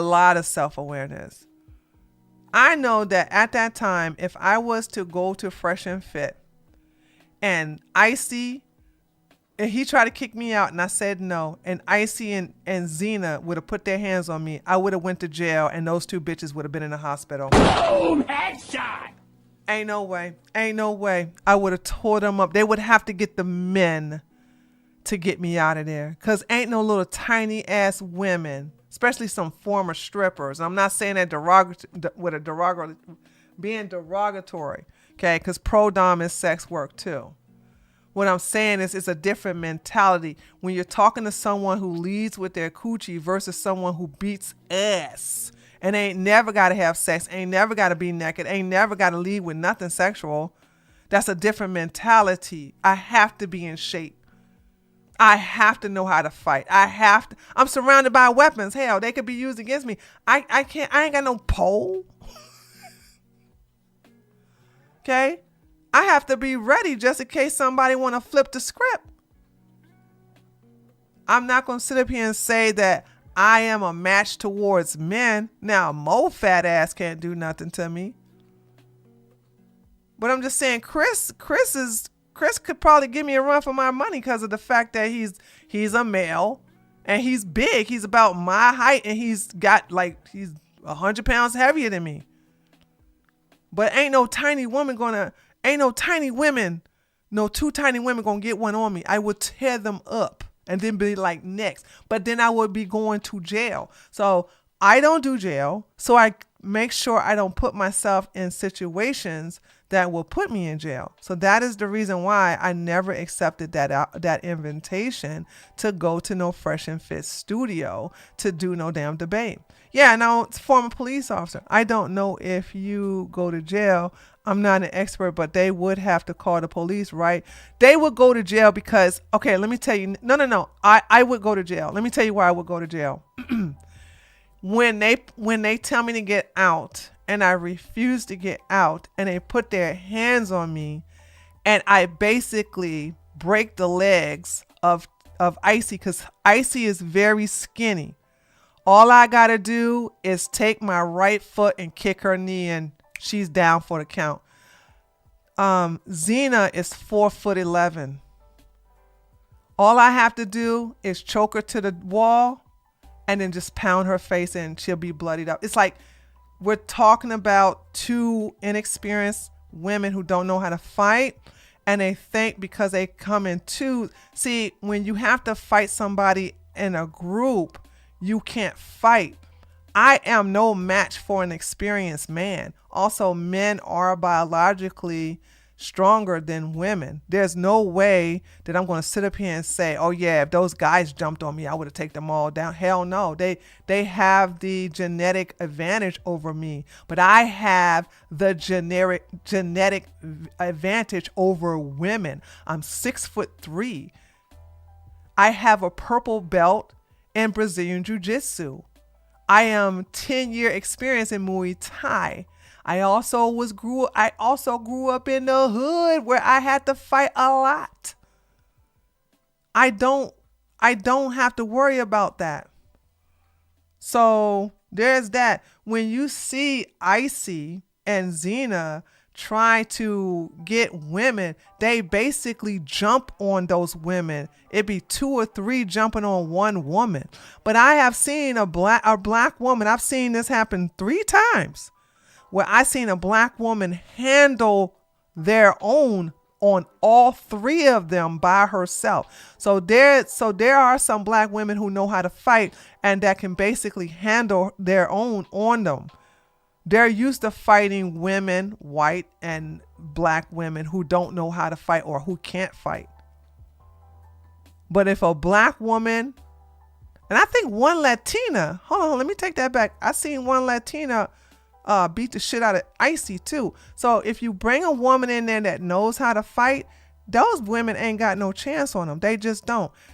And cowards always want to jump on you. Cowards always want to come in a posse. So when you got 3 girls who only want to fight you when it's just 3 of them versus one-on-one, they can't fight. They're only strong in numbers. Okay, so I knew what was going to happen. And by the way, that shit would have went viral at my expense. Yeah, I would have beat their ass, but I would have went to jail. Because I did not de-escalate. I didn't de-escalate the situation. So, and I would have done what I had to do. But if you're experienced in fighting, you will do everything you can to avoid being in a fight. Never forget that, okay? So that's what I want y'all to understand. I would have went over, according to the police, I would have went over the Call of Duty of, I would have been in assault territory, because I should have fought them to basically get them off of me. But if once they off of me and I do bodily damage to them to the point where they're in a hospital, I'm gonna go to jail for assault and battery. I'm just saying. Okay. So there's that. And it's a little risky when you're in someone's place and they tell you to leave. Because let's not forget, that's just not Myron's. That's not just Myron's workplace. That's Myron's home. And so he has a legal advantage that a lot of people don't understand. It's different if you're in a business like McDonald's or if you're in Whataburger or whatever. But when you're in somebody's home and somebody and the owner of that home tell you to get out and you don't, now you're basically treading on trespass territory. You're actually you're getting into the situation where they can do the stand your ground law. So it's very tricky. You have to be careful. That's why I know why a woman who who knows about the law would never put herself in that situation, because yes, that is Myron's place of business, but this is Florida. This is Florida. Absolutely. I would fuck my shit up. So that's the reason why when they invited me, I said, hell no. Now, had Myron invited me to a neutral place to debate, then he can't kick me out, because it's not his living place. It's not his apartment. It's not where he lives. That's not his primary residence. When somebody tell you to leave their primary residence and you put two of the bitches that basically protect their primary residence in the hospital, you're going to jail. Yeah, like Lord Tom said, it's a damn wrap. Know the law, know what you can get away with, and know what you can't get away with. And just never put yourself in a situation where you're going to be the loser. I would never put myself in that situation, because I would lose big time. Okay? Going to jail, mugshot, and then next thing you know, the videos are going viral of me beating their ass, and then me get my ass beat by the men. That's a lose-lose situation. It's not worth it to me. Is this about the 2-on-2? We just heard Myron say that. And again, a lot of dudes like this. Like a lot of dudes is like really phony at the top. Antons, Fresh and Fits. Most dudes will just gravitate towards people because they're hot, they have leverage, they're real good on the show. And then kind of like once you come on the show, they kind of discard you. And they're really not solid all like that. They're just really not that solid. You know what I'm saying? And that's why the friends I had here on social media for all these years, I just keep the same ones. And the Saint and the Sinner, unfortunately, what he's found out from these dudes is that they're I mean, he finally see it for himself now, which is great. And, like he was even saying like he was defending them even when he shouldn't have defended them, even when they were having problems. And again, I understand that when you're somebody's friend, because there have been times that I've done something like that similar, even when I knew that the person was shady and wrong. I try not to do that as much now though, because if somebody isn't living up to their core message, and if you have a mistake, and this is what happens with typically most big YouTubers, guys who are in the dating bases, the Donovan Sharps, and when they build their image up too high, they typically fall from that image. And if they do it once, they typically do it again. So you risk your name when you defend their shit. And it always happens like that. And so what happens is that people look at you as if you're also down with them. And then he's just preaching at this moment. Exposed, but at the same time, he was telling people not to do it. It was terrible. The worst one of all is what happened with Donovan Sharp. Donovan Sharp has this is the worst one. Oh, this was the biggest crash out and decline I have seen in a long time.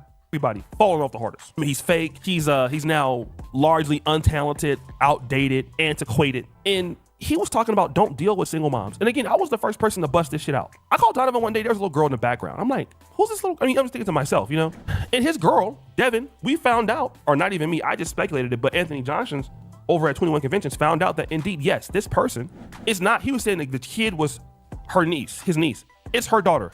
Donovan was in a relationship with a single mom. Corny stuff, holding your hands like this. This is so stupid. Like when you look at this now, you just realize all these guys are just corny as hell. The entire time while telling other people not to deal with single moms. And if somebody defends a person like Donovan, it's a little easier to do it if it's OnlyFans models, because at least they look good.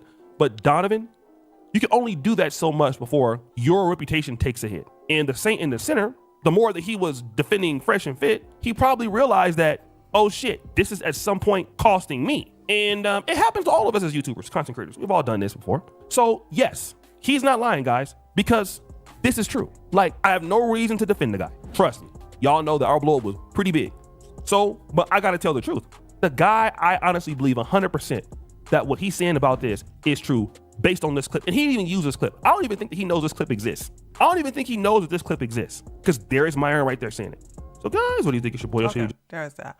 All right.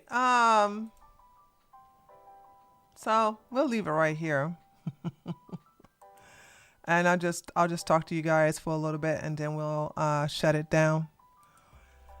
And remember, so because I did a stream today, there is no stream tomorrow. Okay.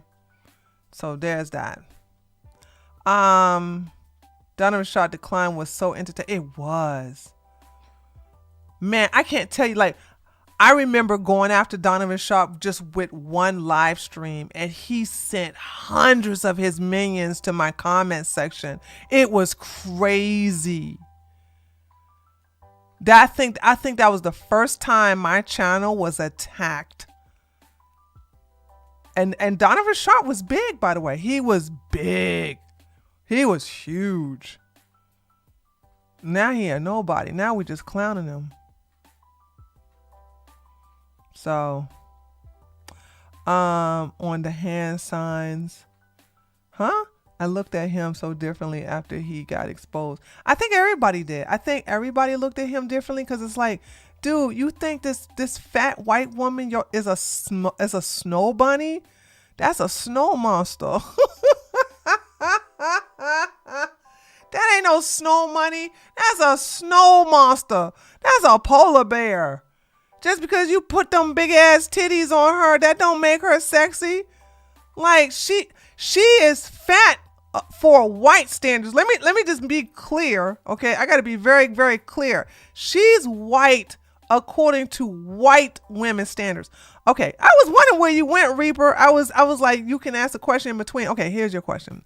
My question, as someone who has a dominant, expressive, and assertive personality, how do you view reserved and cerebral people? My other question, how do I view them? I view them as reserved. I mean, that's so broad. It's like asking me, like, what do you think about poodles? I'm like, they're cute. I mean, they're okay. My other question is, every fall from grace from a fake is into... Oh, that's not you. Joe, I'm reading you like you're a Reaper.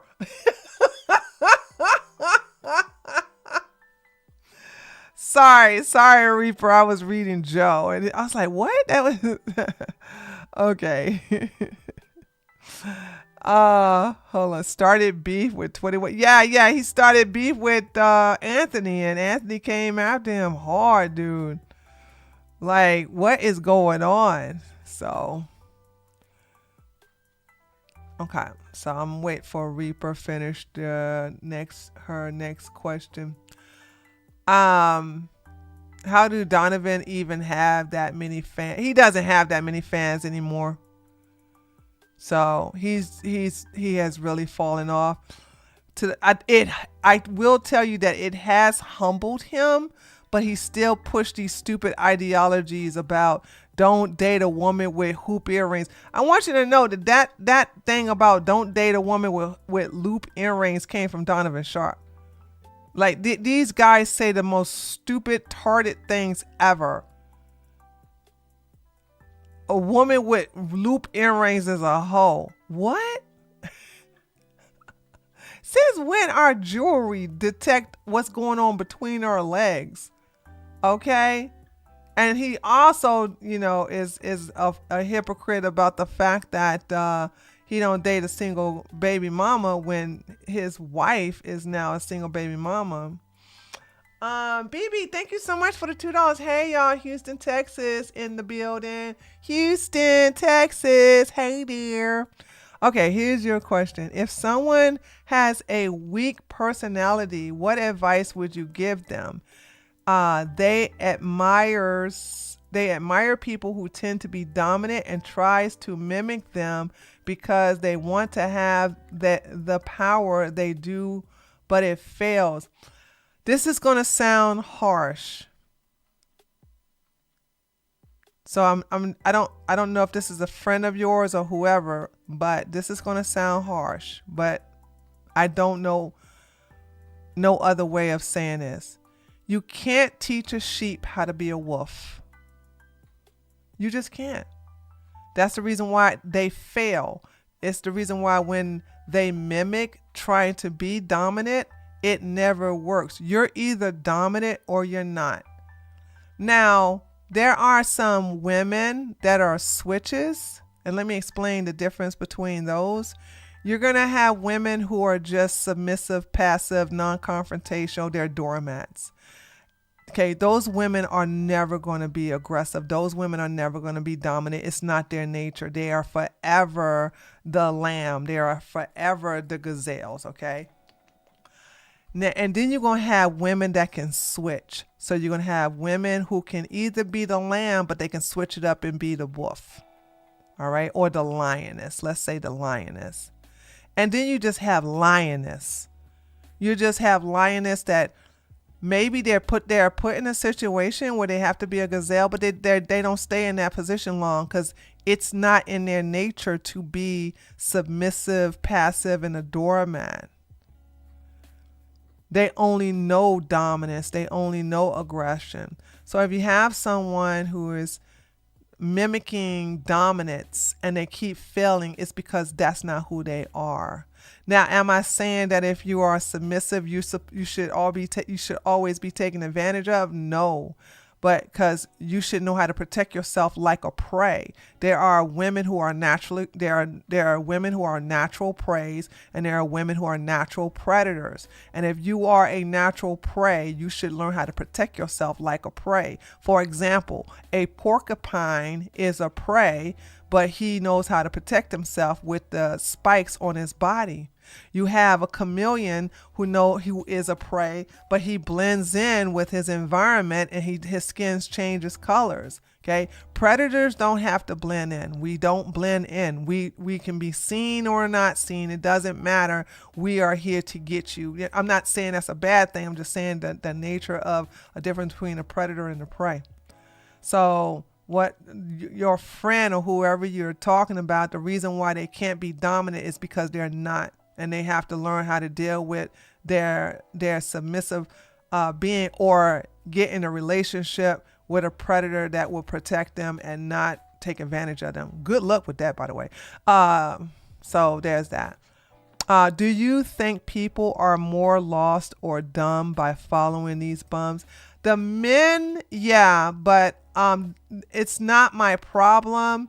Men do have I will say this for the men, that they do have a problem with good leaders, and they have a problem with finding men that will mentor them. When I was growing up, we used to have a Big Brother program. Okay, you also had a lot of stuff. Now, I'm not a Christian, I'm not religious at all, but you had a lot of Christian churches that had these male mentor camps that would go out and have the men lift weights, learn how to put things together, build cars and stuff like that. They don't have that for the males of generation Z and the alpha generation. So that's the reason why somebody like Andrew Tate can come in and take advantage of them. So there's that. It's not my problem to fix another man or maybe a woman who is concerned about her sons have to take that goal, have to solve that problem. But until you solve the problem where men can go to, you're going to always find predators, because you can have bad predators and good predators, right? I consider myself a good predator. I like to go after other predators. That's the reason why I call myself the bully's bully, right? I don't like going after innocent people. I love going after bad people because it makes me feel good. But so you just have to find someone who's going to help out men that are not going to be predatory on other men. And you had anybody from Andrew Tate to Justin Waller to Fresh and Fit to Devin Sharp to Sharp, whatever his fucking name. You have so many people taking advantage of it. But you also had decent men. It's not like the world was filled with bad men. There were also some good mentor men, but their voices were not amplified, and they were not clickable, and they were not promoted. So there's that. Interesting. My own answer would be for them to find their own voice. They may not be dominant like a type A personality, but they can have quiet power. There are many ways to be assertive and dominant. I don't know how sheeps can be dominant. Sheeps are supposed to be told what to do. That's why they need a shepherd. So a sheep's voice is bah. That's their voice.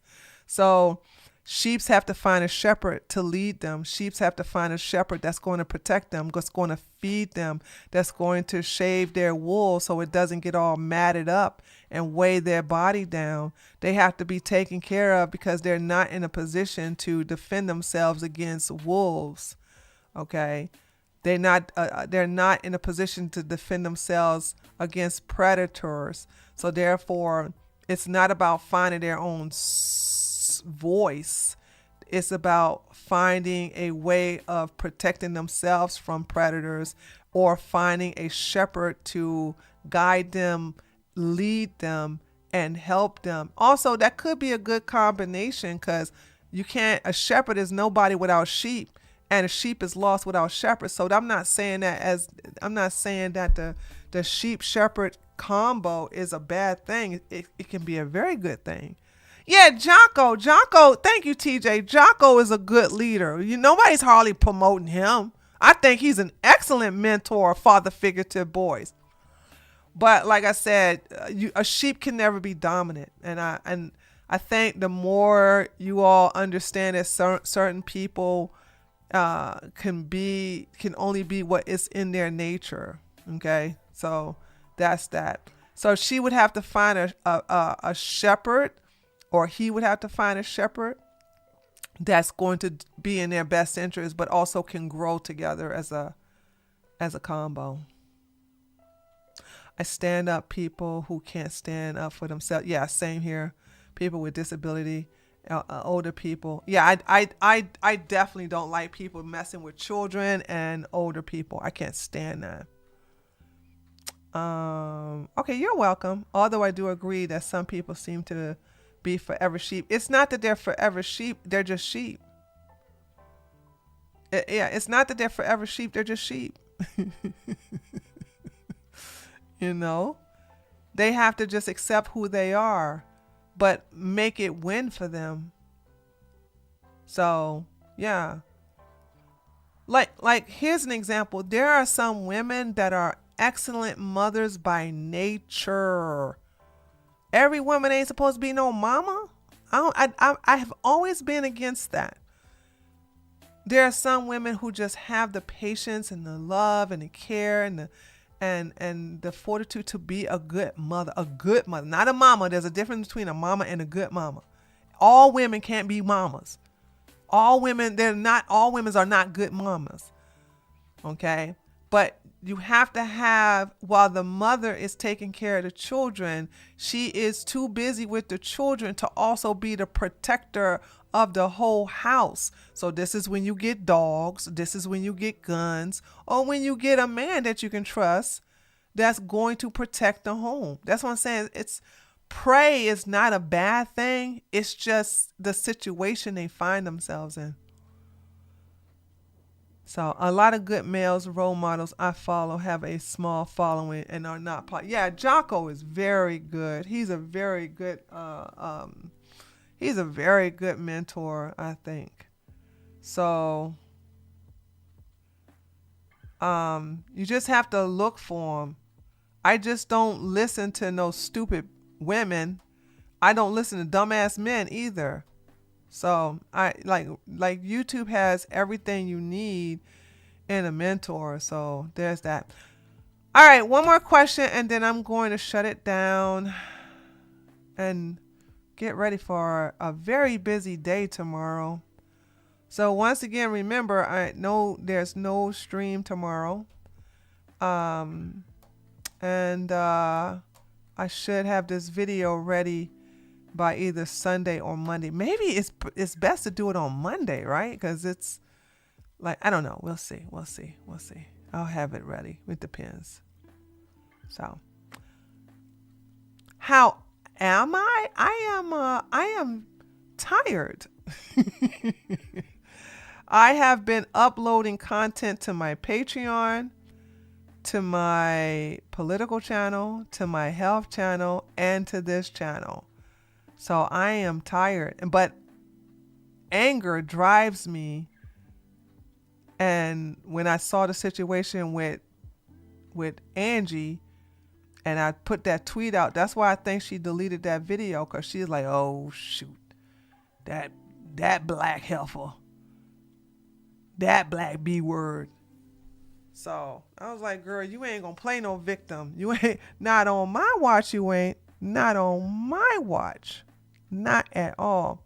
All right, Lord Tom, it's good having you. And on that note, ladies and gentlemen, look forward to the next video that's going to be uploaded. If you see my other videos, y'all please like it. I'm doing my best to be consistent. Okay? So like it, make a comment. Even if you just say algorithm, it's still a comment. Okay? So I can, get back in the algorithm. So I appreciate that. All right, y'all take care. Love y'all. Bye.